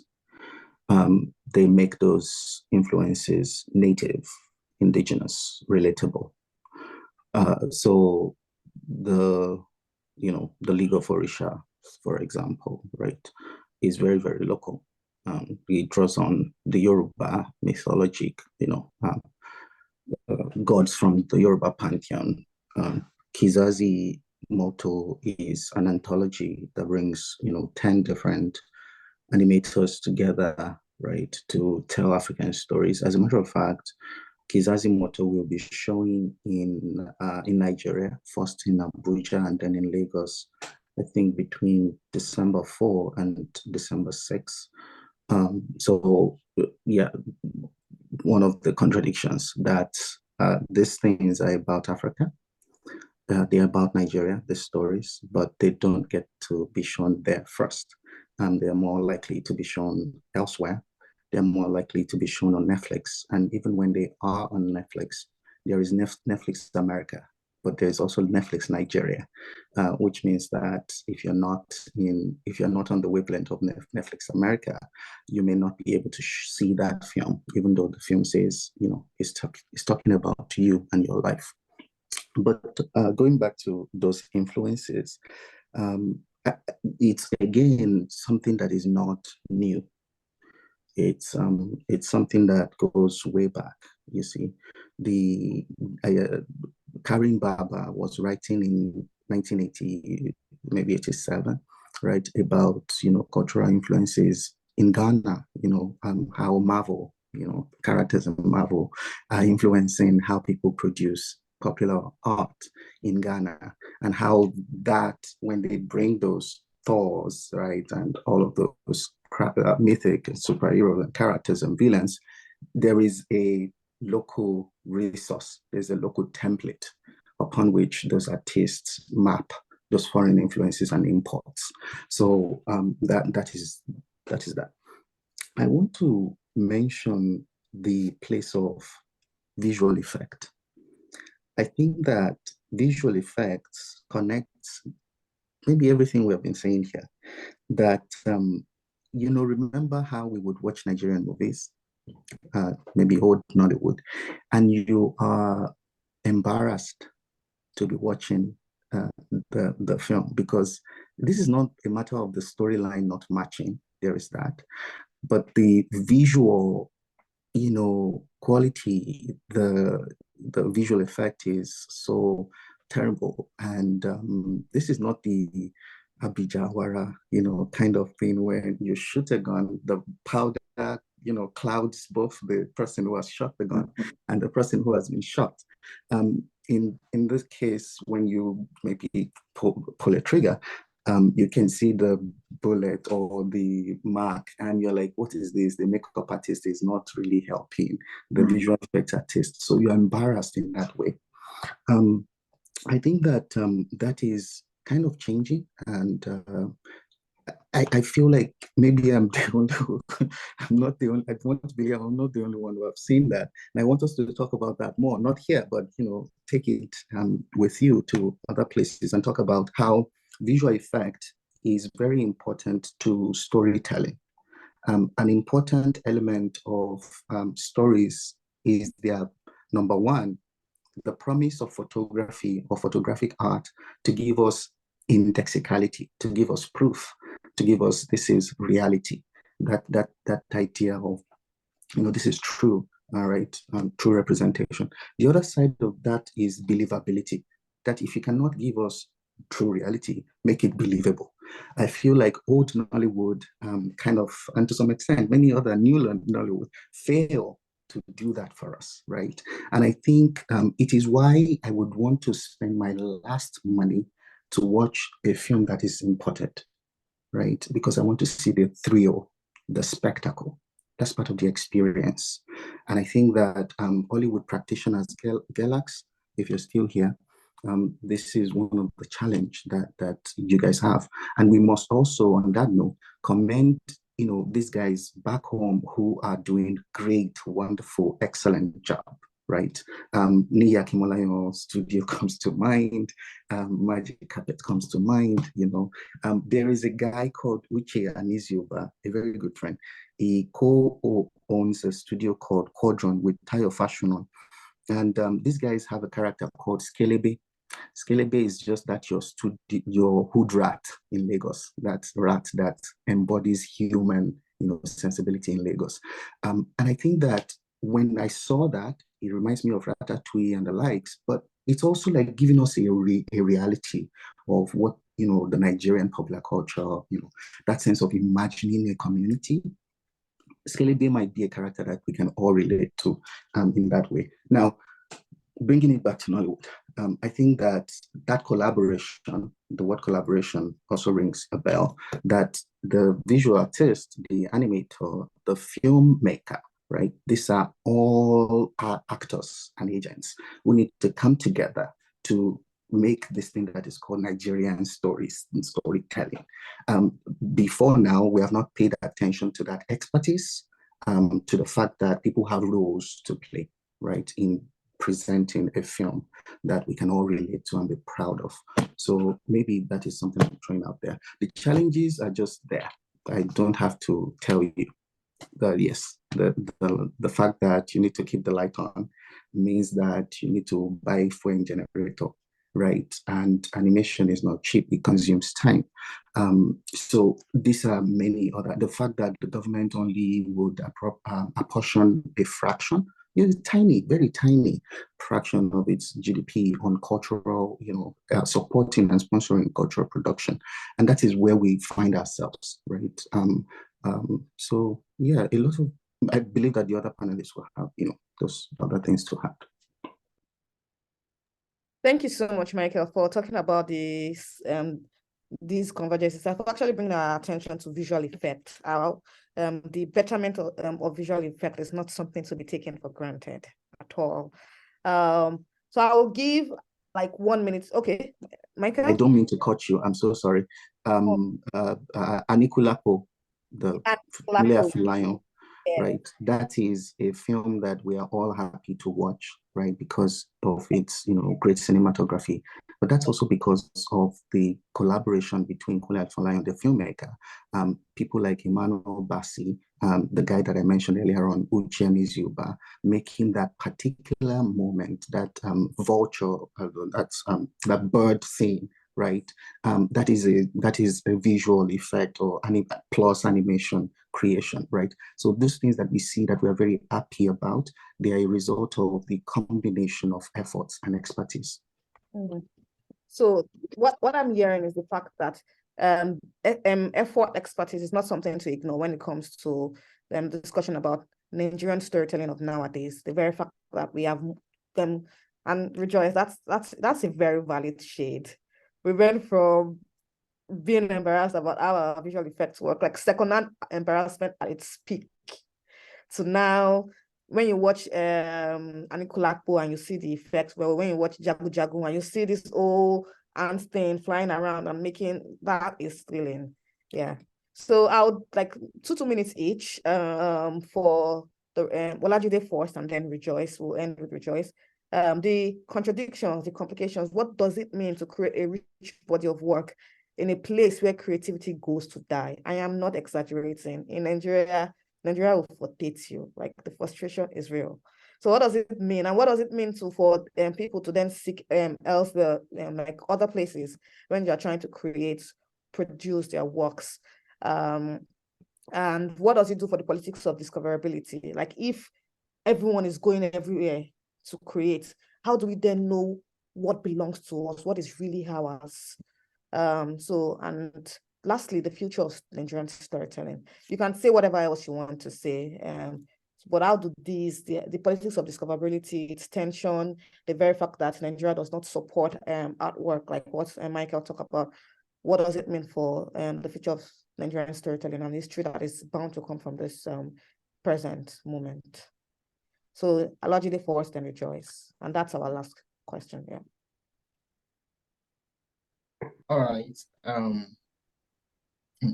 Politics of discoverability, resistance, and Nigerian frustrating economy. So I think the only thriving thing or component of Nigerian cultural, they call it, I think the only thing that is thriving economically in Nigeria now is that part of creative economy, that part of and I would say it is thriving because despite the little support that producers and artists have received for their projects, we have been able to make a global impact. They recognize our presence, and now I think that a Nigerian film, I think Mami Water is being nominated for Oscar. So it's really a thing of joy to think about how we have produced to resist that particular numbing experience, economic numbing experience of Nigeria, where we don't, in fact, when people are scared to even produce because of the policing of Nigerian creative economy. I think there was one that happened recently when this guy, Lawyer Kunle, used police uniform to act a particular, this extortion scene in which a policeman was trying to get some money from a profiled person, supposed to be a Yahoo boy or something like that. So, and then there was a kind of statement made by the police, Nigerian police, I think public relation officer, about using the, tarnishing the image of the police because of, but that is when you are producing to eulogize, to extol, and to praise. That is not art. You must be able to deal with, it is art, but it is not the totality of art. It's not total some experience of art. You have to critique, you have to look at the other side.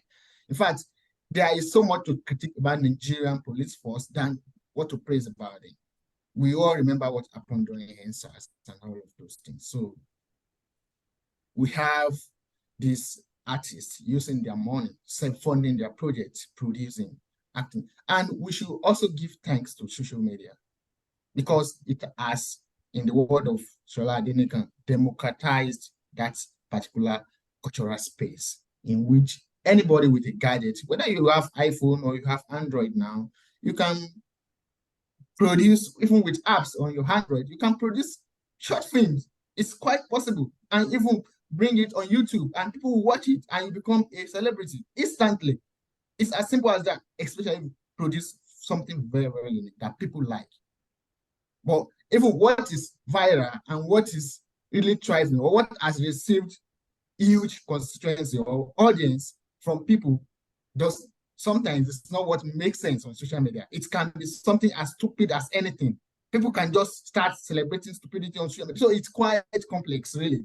So, but what I just want to say is that the fact that we are able to, the idea that that cultural power and that economic power that social media gives you has been able to give us a kind of backdoor and escape route from that clamping down, or that kind of clamp down, something that we have from Nigerian government or from the powers, political powers, and that, all of those things are being resisted these days. So when we are thinking about post-colonial resistance, we can also feel social media as a space for or that particular creative economic experience in which artists, whether they have little fund or they have zero fund, they can actually, as soon as they are empowered with data, which is, I think, is quite significant, they can actually communicate or they can actually narrate and tell stories that they want. So it's quite that can, as long as you are empowered with data, and data by me I mean subscription. So that subscriptional power that gives you that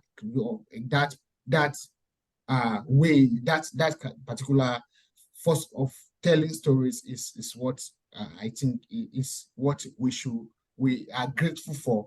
It has given us a way of expressing our resistance against a particular hegemony, political hegemony, cultural hegemony that we can have, because we can have in terms of big budget films, because it's different, right? But social media has given you the power to actually cut all of those off. And Funmi, I can't remember the last question you asked. Please, can you recall? Actually, you addressed, that is the last question. That is all I said is if you wanted to add something, but that is you talking about how social media has actually given us that power to create something whereby almost as if the complications and contradictions is what has produced such creative force and power now. It's something remarkable it's something remarkable and what nothing. So yes. So I'll give the last word to Rejoice now. So you have the last word when it comes to this. Okay, thank you. Thank you so much. I'd like to start from the points of contradictions, because I think that what I hear often is this comparison between Nollywood and Hollywood. And I really dislike the idea of thinking about Nollywood against or at the backdrop of Hollywood, because what it does is that it reifies the inferior industry. But that has been this narrative of an inferior industry that has been carried from the very inception of this film industry. And I think that Nollywood is a whole world of its own that gives us a lot of talking points. We can just think about this industry by itself on its own. And when the question of authenticity comes up for me, right, like the question I'd like to ask is like, which Nollywood are you engaging with? Because there's the Nollywood that goes to Nigerian cinema. There's the Nollywood on Netflix. There's the Nollywood on Iroko TV. There's the Nollywood on YouTube. There's the Nollywood that goes to festivals. And you look at these films, all the films that follow these platforms or are distributed across this through these circuits of distribution, all of them thematically, they are very, very different. The Nollywood on YouTube is not the Nollywood on Iroko. The Nollywood on Iroko is not the Nollywood that is on Netflix. So I think that the question of authenticity is a very, very complicated one, or the question of originality in itself, because if you're looking for old Nollywood, it still exists. But there's also very much the Nollywood that goes directly to DVD. And I really, really enjoyed what Olajide was saying about like the question of funding, because the way I like to think about Nollywood, and I want to just repeat something that Samantha Iwowo has described when she thinks about funding in Nollywood, and she thinks of this industry as anti-colonial as much as we think about the funding situation, because I mentioned Tembien before, that the Francophone filmmakers will go to France to get like the money to make the films. But what does it mean that Nollywood insisted on funding that came from Nigerian money, that came from people that could not dictate how the film should be made?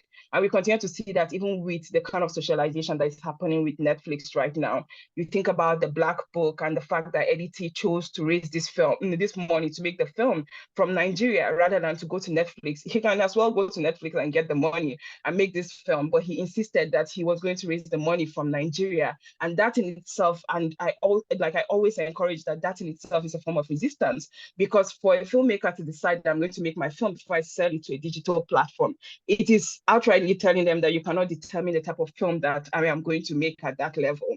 And so that in itself sort of destabilizes this idea of Nollywood as trying to copy Hollywood, because if it wanted to, it would take the money at that point of production to make sure that it's adhering to all of these rubrics of how a film should be made, but it refuses that. It insists on funding itself before it then finds a way to distribute these films. You check out a lot of the African originals, even going back to Lionheart. She funded this film by herself before she sold to Netflix.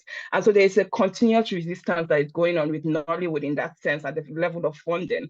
At the level of distribution, I think that filmmakers are really interested in socializing. They want to reify themselves. There's a sort of like opposition in the sense that you've told us that our films are bad and we are going to show you that our films are good. There's that constant echoing of like, trying to show that the films are good in themselves. And I think that that's where the question of distribution comes in, and the ways that we socialize with films on Netflix, or when we put our films on Netflix, or when we take it to the festival, or when we decide that we really, really want to get a distribution that moves beyond Africa or beyond the continent to other spaces, right? And so there's, I think, again, there's tension there, but like, I always consider Nollywood first from the point of funding. The fact that the funding tells us a lot. The funding is a narrative of its own that I think that gets lost when we see these films and we think about how they are trying to compete or how they mirror Hollywood, because I don't see it depending on where I choose to watch my films. I watch YouTube films that are getting over 12 million views per week, or I go on TikTok where I see that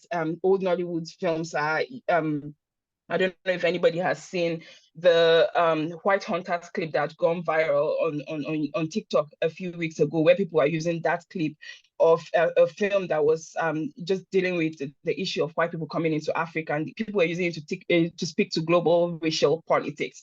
And this is a film industry that people have really talked about as not being aware of racial politics, of not being aware of decolonization, of not being, but like TikTok is showing us that Nollywood just found its own language to really, really speak into, to really try and speak to the world. So again, I think that I just appreciate this industry as a world of its own that really gives us a lot of talking points if we just really, really snatch it back from this comparison between Nollywood and Hollywood, because I think that Nollywood is a whole world of its own. And then also, finally, I'll just say this very briefly, the question of persistence, right?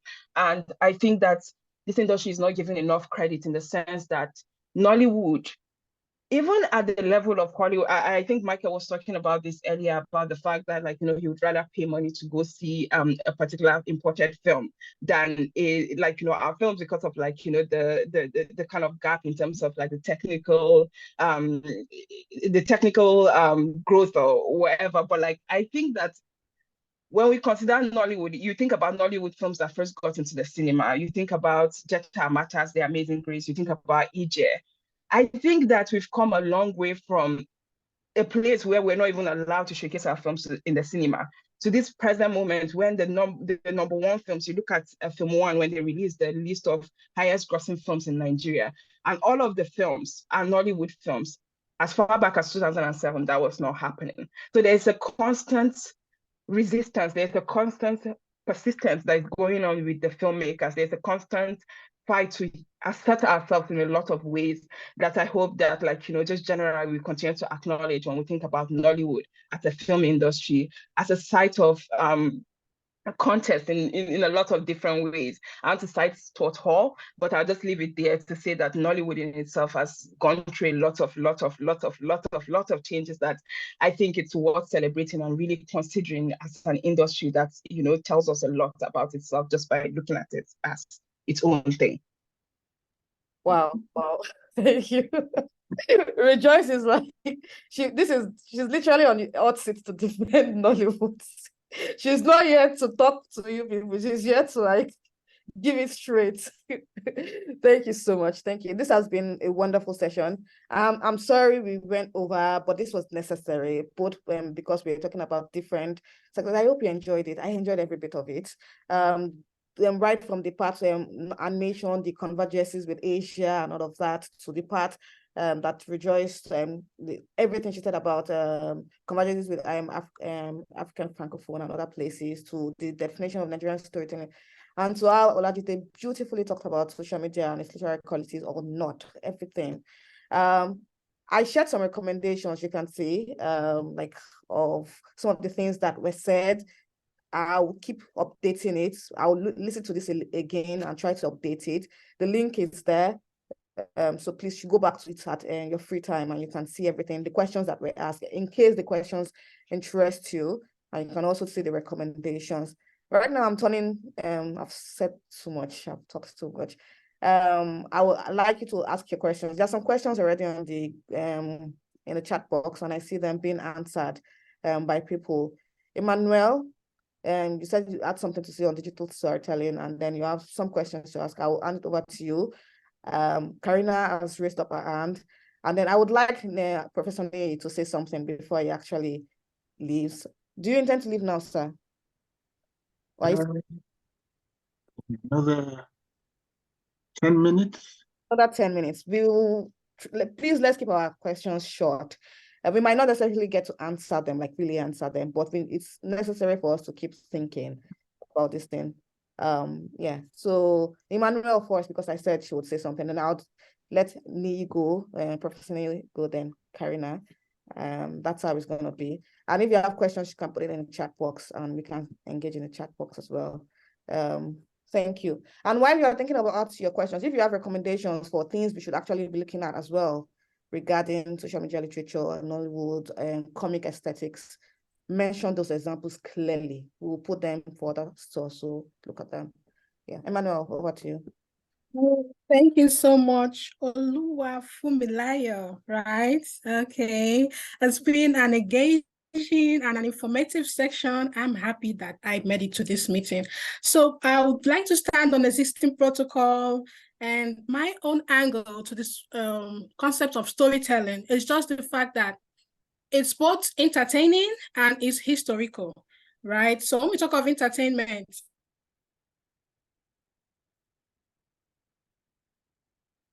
telling is a way to teach morals in a very calm and conducive environment, and it has a wider reach. I was taking my lead from Olajide's discussion on African literature as being timeless in expression, and then Michael's thought about the stories being critical elements of world building. I agree to that. And then I want to add to the historical aspect of it, because I am also interested in the history as an interdisciplinary area in my field, currently. So I would like to talk about Achebe's quotes from Antilles of the Savannah, where he says that storytellers are a threat. They threaten all champions of control. They frighten usurpers of the right to freedom of the human spirit in state, in church or mosque, in party, congress, in the university, or wherever. So you see how powerful storytellers are. And I would like to, include a quote from Ngugi wa Thiong'o's Globalytics. This book is great in trying to link what happens in the continent on different angles. Talk about East Africa, West Africa, North Africa, you have it in Globalytics. And then he says, the colonial authorities feared orature more than they did literature. That's how powerful storytellers are, so we need to understand that this is something genuine we are doing, and it has a great impact. I would like to end with the contribution this discussion has made to me as an emerging literary scholar. I'm working on a review for a class, currently, a review on Everything is Sampled by Deshoku Akiumi. So I read the book, and he's talking about Saben Usman, he's talking about Zumbari, and I'm like, I would like to watch this, and I'm happy Rejoice recommended the Criterion channel, which I would surely ensure that I, take time to look at. So I guess this ends my contribution. Thank you so much. I appreciate it. Thank you so much. Professor Niyi, whatever it is you want to say, you have to flow. Honestly. Well, I was going to say that you guys have said it all. I don't know where to begin, but let me thank you very much for putting this gathering together. We've been historicizing things so much in the past 1.5 hours or so. Let me extend that to this fair that, I may come to look at it, about 4 or 5 years ago, it wouldn't have been possible for us to hold this kind of gathering. Then something called a plague, COVID, came. It killed so many people that it left our world changed forever in certain areas. As Achebe always said, nothing stands alone. COVID was so bad, but look at this. This virtual kind of gathering is so important, and I'm happy you've made the full use of this. So many ideas. Where does one begin? Nollywood has taken the lion's share here, I think deservedly. It's a growing art, and it is still very much there. But before Nollywood, there was something else. The point, was it Joyce who made this point about the name and naming? I have always had problems with this. In 1983, either 82 or 83, when our great friend Stanley Makebo came to us to discuss the idea of starting a newspaper. He came all the way from Lagos, came to see us in Ibadan. And I said, what will be the name? He said, The Guardian. I said, Stanley Makebo, one of the best prose stylists Nigeria has ever had. Rest his soul, great guy. And I asked him, but Britain already has The Guardian. Where we argued back and forth, eventually they came out with The Guardian. I was one of those writing for The Guardian. Now, each time I wrote for The Guardian, and I was to quote what kind of Guardian, you had to say The Guardian and in bracket, Nigeria. I said, we could have saved ourselves this problem. It already existed. Then somebody said, the Times also existed in England for many, many, many years. Then Times, Daily Times of Nigeria. Many years later, The Nation, a newspaper, used to be called Comet, then The Nation, and The Nation is flourishing in Nigeria now. And I told friends, I was in Kenya and I saw The Nation. The problem really is then Nollywood. Why? Where is the sense of originality in all this? I think formations like Nollywood are called portmanteau in linguistics, portmanteau words. You take a morpheme, a part of the morpheme of one word, and you add it to a part of the morpheme, morphological component of another, and you bring the two together, and they have from separate minutes, now they have 1 minute. You know, Nollywood, then Bollywood, then Gollywood. Now we're talking about Kennywood.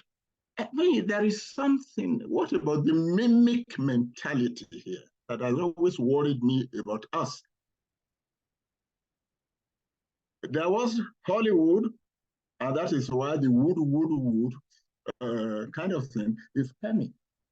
How many times have you seen people in America go somewhere in Kenya, in Nigeria, in Rwanda, and say, oh, this word, and then when they come back here, they create new words based upon what they have brought from Africa, or from India, or from wherever.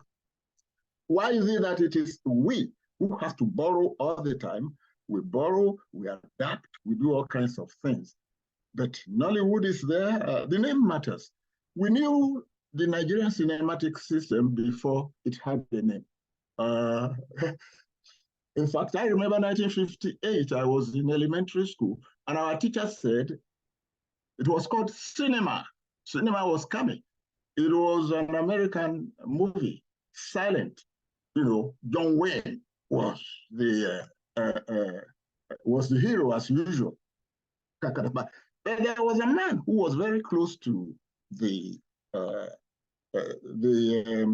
projector, who was then narrating the story, talking about storytelling and cinema. He was narrating the story in Yoruba for us. We didn't know, we were able to correlate what he was telling us with the visuals that we were seeing. That's horses moving. That was it. American cinema also began on a very, very humble basis. After that, it was Indian movies. You know, all kinds of unimaginable things were happening in those movies. And a number of our friends started naming them first Shashi Kapoor, something Kapoor. The stories were at times so more than fictitious. It was difficult to believe what you were seeing. Somebody is talking, before you knew it, was in the air. All that we saw before magic realism came into the theoretical, critical vocabulary. So all these kings did have to crawl before they walked. I have no problem with Nollywood, but one thing I have to say is it is like a literary tradition. Literary traditions usually come with many folds, with many segments, and with many layers. Now, the Indian film began just like Nollywood. But as time went on, it became possible for us to separate populist, not popular, populist Indian movie from the popular one, and then from the aristocratic one. I think Nollywood is going that way. That is to say, people are talking about, oh yeah, I'm talking about serious films. Some are being called serious films. Others are still over there. Well, Nollywood, and so on, and then cinema. I'm going to see the very, because you talked about convergence, and I relate that to, oh, is it over? No. And I relate that very briefly to intertextualities. This is very important. Oh, yes, important. Nothing stands alone. I think this is really what it is, from the digital to the verbal to the physical and so on. It's a very interesting journey. Facebook poems.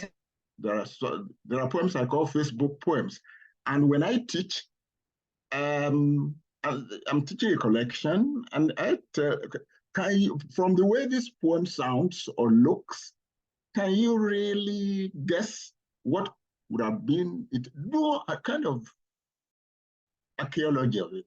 Where do you think it began from? Of course, the tone and tenor. You knew that it passed through some channel before making its way into a collection of a collection of poems.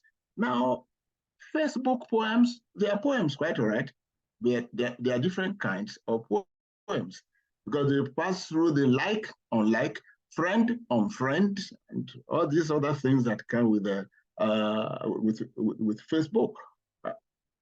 Again, what I'm saying is our critical and theoretical parameters have to be different. We have to have a way of approaching poems like this in a way that is different from the way we're going to look at the so-called serious academic works.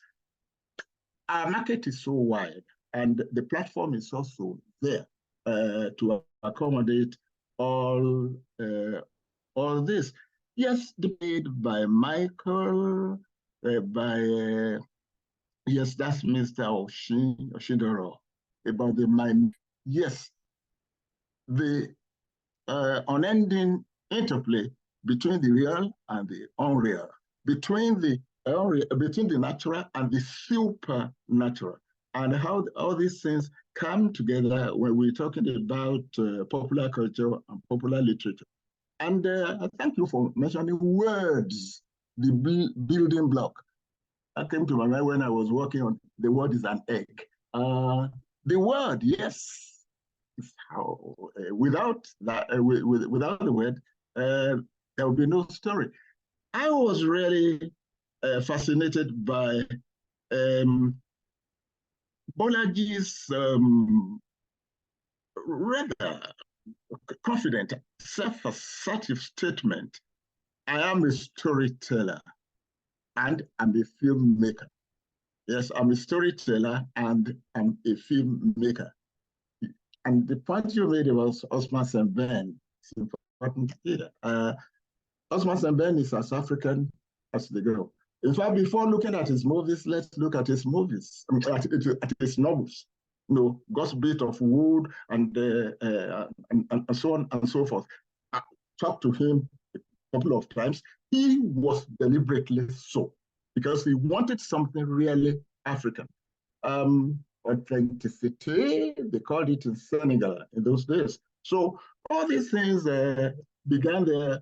But then finally, let me thank you for doing this, for talking about history. Somebody was talking about, yes, is it Jide, about Lashekan, Josie Ajiboye. I will extend the thing to include people like Dele Jagede and so on. These are people who practiced this art in the past. What I sense and what makes me worried in the works of younger folks these days is the lack of historical depth. But I think that is really been attacked. The Nigerian government for 10 years took history out of the curriculum for secondary schools in Nigeria. It's showing how can a country that is really serious ever do that? But we fought, we were able to bring it back. It shows when you see people who are on the surface all the time, there cannot be any is or any be without a was. And before will, there must be was and is. So historicizing and giving depth, giving insight. It's so important. This is what Achebe used to say. If you do not know where the rain began to beat you, you are not likely to know where to dry yourself. This has been a very, very rewarding, really instructive session. I have so many things there. I would have mentioned the points by Michael Oshindoro, where rejoice be the person who used to say Gidigba. The other time, maybe I hope I remember well. Then yes, Olajide Salahu, Olaji Salax. I'm looking forward to seeing your movie, especially Tiembo. And then, so Funmi, thank you very much for this. Please make sure you do more of this. This is very, very important. Thank you so much, Professor. Eshe, that's Yoruba. For Seselela and others that are not Yoruba, at least that's Kushem is well done. And well done. Yeah, well done. And Eshe means thank you. Karina, please, we have not exactly forgotten you. You'll be the last person to say something, and then we'll have to wrap up this session. I have a friend here, particularly Aiden is his name, and I would connect him to Michael Oshundoro. Like, he does amazing work when it comes to Japanese anime, but in connection to like all these uncharted territories that we have been talking about, he was saying something to me about Kenyan animation and how it has collaborated with Asia. Where we are doing more work with non-Western parts of the world than we probably are doing with Western parts, and that is something, especially when it comes to these new ways of storytelling. That is something to definitely mention. Karina, can you say something? And then, yes. If Aiden wants can you hear me? Question, can ask. Yeah. Okay, thank Please you. go on. I just want to first say before I get to my question that as I've been typing notes and working through what the question that I want to ask everyone is that every time I wrote the word Nollywood on my laptop, my computer tried to autocorrect it to either Hollywood or Bollywood. And so it felt like a really terrible reminder about I think the marginalization that Nollywood scholars and filmmakers are really contending with. But thank you so much to the moderator and for all of the speakers. This has been truly like a very thought-provoking conversation. And my question is for Rejoice, Michael, and Noah. And I'm curious, as scholars of Nollywood, how you view your work and scholarship in relation to a lot of the cultural flattening and ethnic flattening that I think often takes place in Western films about Africa, in particular to how dominant ways of understanding Blackness are typically limited to conversations and cultural productions and ways of knowing that only take place in the West. I'm thinking about films like The Woman King, Wakanda, and though there are many others that I have not named, but thinking about the ways in which Western filmmakers include depictions of the continent that either marginalize regional accents, don't include fashion or aesthetic choices that actually reflect what's happening on the ground, the use of non-African actors and actresses to play these roles. And yeah, so that's basically what I'm thinking through. So I'm curious just how you view your work as writing against these depictions, and also what work Nollywood films and filmmakers operating within these global connections and collaborations within the broader Black diaspora that it engages do in this regard. Thank you. I will let Rejoice alone to speak to this, if that is fine. So that Yeah, thank you, Karina, for your question. I really I think it was quite generative to hear you the word cultural flattening. Because I think in my work on Nollywood, I experienced that a lot, and it goes back to the name, right? Like the fact that we use Nollywood already, it already gives, I think, our interlocutors who are not particularly Nigerians, when it comes to us, it's like, okay, like there are often all of these comparisons that get made. Oh, like Nollywood, Bollywood, Nollywood, Hollywood. There's often, and even in terms of like doing literature review about the films, it's often like you have to make comparisons between Nollywood and other film industries for it to be legible to other people that are trying to pay attention to this industry. But also, like, I find that my work, thinking particularly about how Nollywood negotiates itself with the global Black diaspora, I find for the diaspora, like, Nollywood is the center. Nollywood is always the center when I speak to people that have left Africa and are living elsewhere and they want to talk about Nollywood. For them, it's just like this film industry that they continue to sit with, and experiences change as it moves and reshapes itself across times. They are very, very patient with the industry in that sense. And so, like, I do not like to make comparisons in that sense of like thinking about Nollywood in often like on the backdrop of other film industries, because I think then I'm complicit in in flattening the film industry itself when I make such comparisons. And on the Woman King, I'm currently writing a journal article about the Woman King, and I think that part of the argument that I make, and I'll just like speak briefly to this, is that I think that there's a place where we can celebrate the fact that there is a transnational Black collaboration that is going on, because even with the Woman King, right, there are Nigerian actors there are South African actors, there are actors from Benin, there are actors from all across Africa, but also with Black Americans. But you listen to the accent, you listen to the ways that African historians were very upset with this film, and they'll tell you, some historians will say the drumming is not accurate, the food we see in the film is not accurate, and we want it to be as accurate as possible.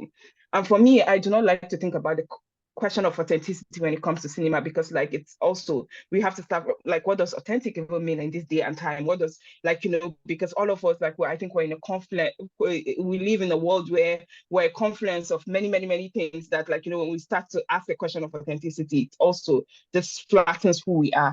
But like in the Woman King, I think that my argument is that I think that beyond what we see on the film, right, beyond these counting bodies that represent Blackness, counting bodies that show us that Black people are now on screen, I think it's also important to pay attention to the ways that the industrial moves when a film is made under Hollywood, right? And I'll give an example with Jimmy Odukoya, who features in this film. But when it came to the marketability of this film, he was always kept at the back of the promotion of the film. He was never, like, you know, going around with the filmmakers when they traveled to other places. He was used as this kind of draw to get Nigerians and Ghanaians to the cinema. But when it came to trying to market him to the world, he was not legible enough in that sense. And so there's that kind of tension, because like I think that it's often a place of conflict when you speak about this sort of things, because it's like, okay, like, you know, are you pitting Black people against Black people? Because are we dissatisfied that African Americans are going back to search for their own history? And there are all of these questions that come up. But I think that that's also, like, you know, for me, just to give a final comment. And I think that that's why I really value film industries that are coming out of the continent, because if we get to acknowledge them, then we'll see that they've always been doing these things that Hollywood then takes and puts on a global platform. And we often fall into this, we often celebrate what Hollywood does over what we do back home, right? Like, because when I think about the Woman King, for example, I think about films like Egg of Life, I think about films like Igodo that were doing the same things that the Woman King has done. Yeah, the global rhetoric is that the Woman King is the first to show indigenous religions in a good way. The Woman King is the first to do, like, you know, there are all of these industrial narratives that I think that we need to demystify. And part of demystifying that as audiences is also to celebrate our own industry, to show that this history has been made by films like Egg of Life, films like Igodo. They may not have had the budget that the Woman King had, but they've always existed.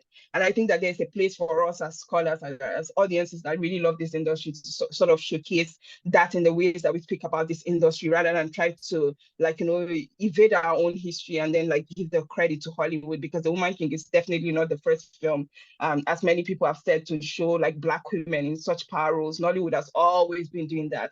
Francophone African cinema has always been doing that. South African films have always been doing that. But again, the global capital of Hollywood is the reason why people think it's the first and the only one to do that.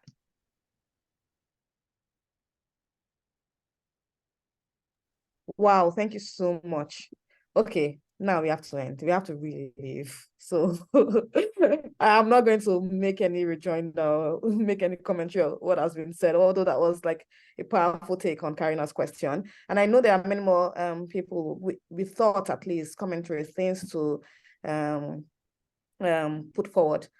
But let's get off this platform into our daily lives. It has been such an enriching session. Thank you all for joining. Thank you all for staying. Thank you all for engaging. And thank you to our panelists and even to Professor Neo Shudari for everyone that has spoken, for actually presenting points that would always leave us thinking, both in our scholarly works and in our day-to-day engagement with Nigerian storytelling. On this note, I think I can say goodbye. Any pressing remarks? Anyone wants to like really push forward? It's something. Okay, so goodbye, everyone. Take care. Yeah. Thank you. Yeah, for those who dropped their email address, we are going to, the conversation is a bi-monthly conversation event. We try to be consistent with our schedule. So the next event is for January, I think. Yeah, we're going to be talking about culture of violence on social media, and we're going to be sending notification out when the time comes. So please, once again, thank you all for coming. We appreciate your time. We appreciate your contributions, and Odabo, goodbye for now. Bye. Rejoice. Michael, we have to talk, especially when it comes to animation. I have not seen anyone like that is on the same wavelength as I am when it comes to issues regarding this. It's just really mind-blowing everything you said.